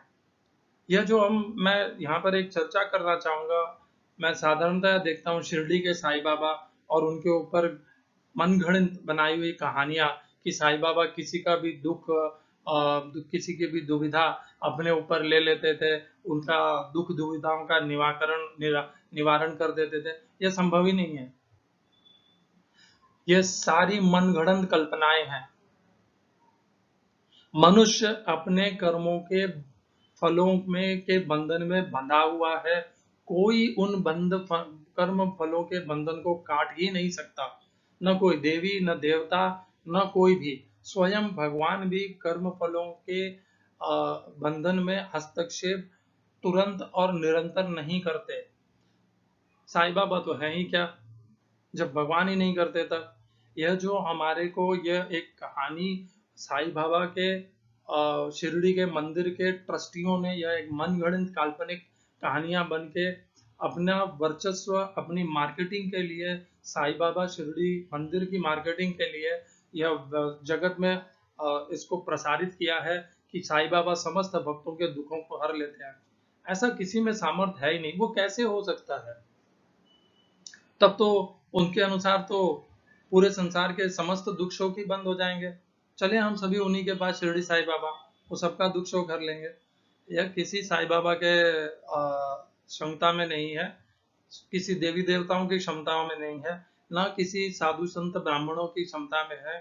कोई मणि, कोई व्रत कुछ भी नहीं कर सकता कर्मफल के बंधनों को, अपने आप आई हुई दुविधा विपदा को निरस्त करने में। यह संभव ही नहीं है। सोचिए, हम बंधे हुए हैं कर्म फलों में, और कर्म फलों के कारण हमें कोई दुख विपदा भोग रही है, तो हम अपने कर्म फलों को तो नहीं सुधारना चाहते, हमें अपने कर्मों को नहीं सुधारना चाहते, उनसे उत्पन्न वाले फलों को नहीं परिवर्तित करना चाहते। हम सोचते हैं कि एक हरा मोती या सफेद मोती या केसरिया, क्या पता नहीं अलग अलग वो मणियां आती है, उनको धारण करने से हमारे कर्मों के फल परिवर्तित हो जाएंगे। मूढ़ हैं क्या हम? अज्ञान है क्या हमारे अंदर भरा हुआ? पत्थर हमारा कर्मफल, हमारे बंधन, हमारी दुख दुविधाओं को परिवर्तित कर सकते हैं, परंतु हम मनुष्य स्वयं की दुख दुविधाओं, विपत्तियों और कर्मों को नहीं बदल सकते। कितनी बड़ी अज्ञान और मोह में हम लोग फंसे हुए हैं। हम समझते हैं कि ये व्रत कर लेने से, ये धागा बांध लेने से, ये ताबीज पहन लेने से, ये कड़ा पहन लेने से ये हो जाएगा, मेरा दुख दूर। कैसे हो सकता है? कर्म फलों के बंधनों को कोई काट ही नहीं सकता। यह तो केवल एक मार्केटिंग है, आपके मन को झूठी तसल्ली देने का एक साधन है। अपने मन को नियंत्रित कीजिए, उसे स्थिर कीजिए।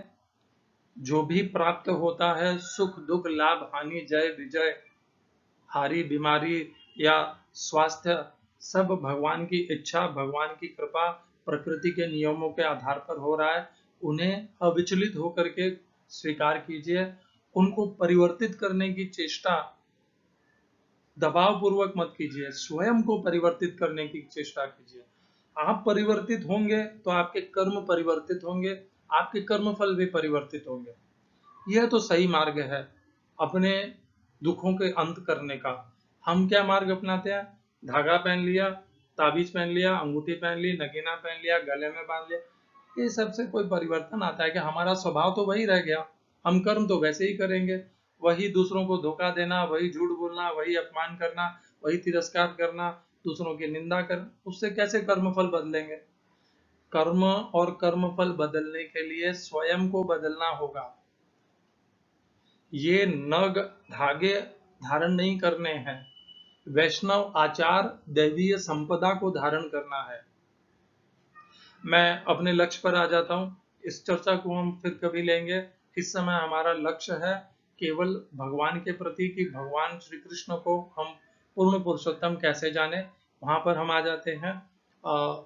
भगवान श्री पूर्ण पुरुषोत्तम समस्त पापों से मुक्ति दिला सकते हैं।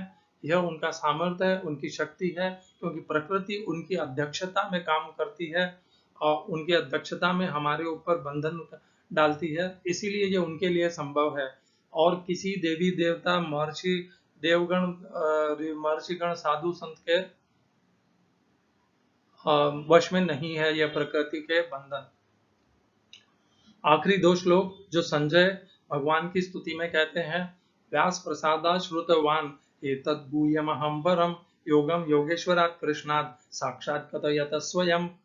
व्यास जी की कृपा से मैंने स्वयं इस परम गोपनीय योग गीता ग्रंथ को कहते हुए साक्षात योगेश्वर भगवान श्री कृष्ण से सुना है। अनुवाद गीता प्रेस गोरखपुर। संजय गदगद हो जाते हैं, व्यास जी की कृपा मानते हैं कि उनकी करुणा और कृपा के कारण उन्हें यह भगवान योगेश्वर श्री कृष्ण का और अर्जुन का यह संवाद, यह गोपनीय ज्ञान प्राप्त होता है। यह भाव है। संजय सेवा तो कर रहे हैं, सारथी तो हैं धृतराष्ट्र के, परंतु पवित्र हैं। देखे, वो स्वयं अपनी दिव्य दृष्टि से भगवान के विश्व रूप को देखे। विश्व रूप को देखने के बाद उनके मन के संशय और संदेह जाते रहे। उन्होंने श्री कृष्ण को पूर्ण पुरुषोत्तम भगवान स्वीकार कर लिया, जो उन्होंने स्वयं 11वें अध्याय में ही धृतराष्ट्र को बता दिया कि तत्पश्चात अर्जुन की प्रार्थना पर भगवान योगेश्वर महायोगेश्वर हरि ने अपना परम ऐश्वर्य रूप विश्व रूप दिखाया। वहीं पर वो 11वें अध्याय में ही स्वीकार कर लिए थे कि यही पूर्ण पुरुषोत्तम भगवान है। यह भाव होता है। हम अभी तक नहीं जानते हैं, यह एक बात है। हम कभी जानने का प्रयत्न नहीं करेंगे, यह दूसरी बात है। आज की चर्चा के पहले हम नहीं जानते थे कि भगवान श्री कृष्ण पूर्ण पुरुषोत्तम है, यह एक बात है। चर्चा पूरी करने के बाद, गीता के समस्त ज्ञान को समझने के बाद, गीता में ही स्वयं अर्जुन ने भी अपने आप को परिवर्तित किया। क्या हम अपने आप को परिवर्तित नहीं कर सकते? हमने पहले भगवान श्री कृष्ण को भगवान पूर्ण पुरुषोत्तम नहीं समझा था, परंतु अब जब गीता का इतने सारे श्लोक और गीता का ज्ञान हमें मिल गया है, तब अब भी हम अर्जुन का अनुसरण करते हुए अपने आप में परिवर्तन करके श्री कृष्ण को पूर्ण पुरुषोत्तम भगवान परमेश्वर, मैं भगवान की व्याख्या वो 6 ऐश्वर्यों से और शक्तियों से श्री संपन्न से युक्त इस व्याख्या से परे देखना चाहता हूँ। भगवान वह है जो उत्पत्ति का कारण है, जो नाश का कारण है, जो स्थिति का कारण है, जो सबका धारण करते हैं, जो सबके पोषण करते हैं, जो सबके साक्षी हैं, जो सबके परम पिता है, सबके आदि हैं, सनातन हैं। इस तरह से भगवान को हमें समझना चाहिए, जिनकी शक्तियां अद्भुत हैं, अकल्पनीय हैं। वो समस्त मनुष्यों के अंदर भी हैं, भीतर भी हैं, बाहर भी हैं और समक्ष चराचर जगत को व्याप्त है। इस तरह भगवान वह भगवान है, तो उनको वह भगवान शब्द सार्थक होता है। गीता का आखिरी श्लोक संजय उवाच यत्र योगेश्वर कृष्ण यत्र पार्थो धनुर्धरः तत्र श्रीर्विजयो भूतिः ध्रुवा नीतिर्मतिर्मम। जहाँ योगेश्वर भगवान श्री कृष्ण है और जहाँ गांडीवधारी धनुषधारी अर्जुन है, वहाँ ही श्री विजय विभूति और अचल नीति है, ऐसा मेरा मत है। अनुवाद गीता प्रेस गोरखपुर। हरे कृष्णा। ओम अज्ञानतिमिरन्धस्य ज्ञानाञ्जनशलाकया चक्षुरुन्मीलितं येन तस्मै श्री गुरुवे नमः। हमने गीता के बहुत से श्लोक के माध्यम से पूर्ण पुरुषोत्तम श्री कृष्ण को भगवान स्वरूप में जाना, पहचाना, देखा, अर्जुन के दिव्य नेत्रों से भगवान के विश्वरूप को देखा, सारे प्रयत्न कर लिए, समस्त ज्ञान गीता के माध्यम से जो संशय रहित है, संदेह रहित है, उसको स्वीकार किया, भगवान की प्रतिज्ञा जानी कि वो हमें समस्त धर्मों से मुक्त कर देंगे, पापों से मुक्त कर देंगे।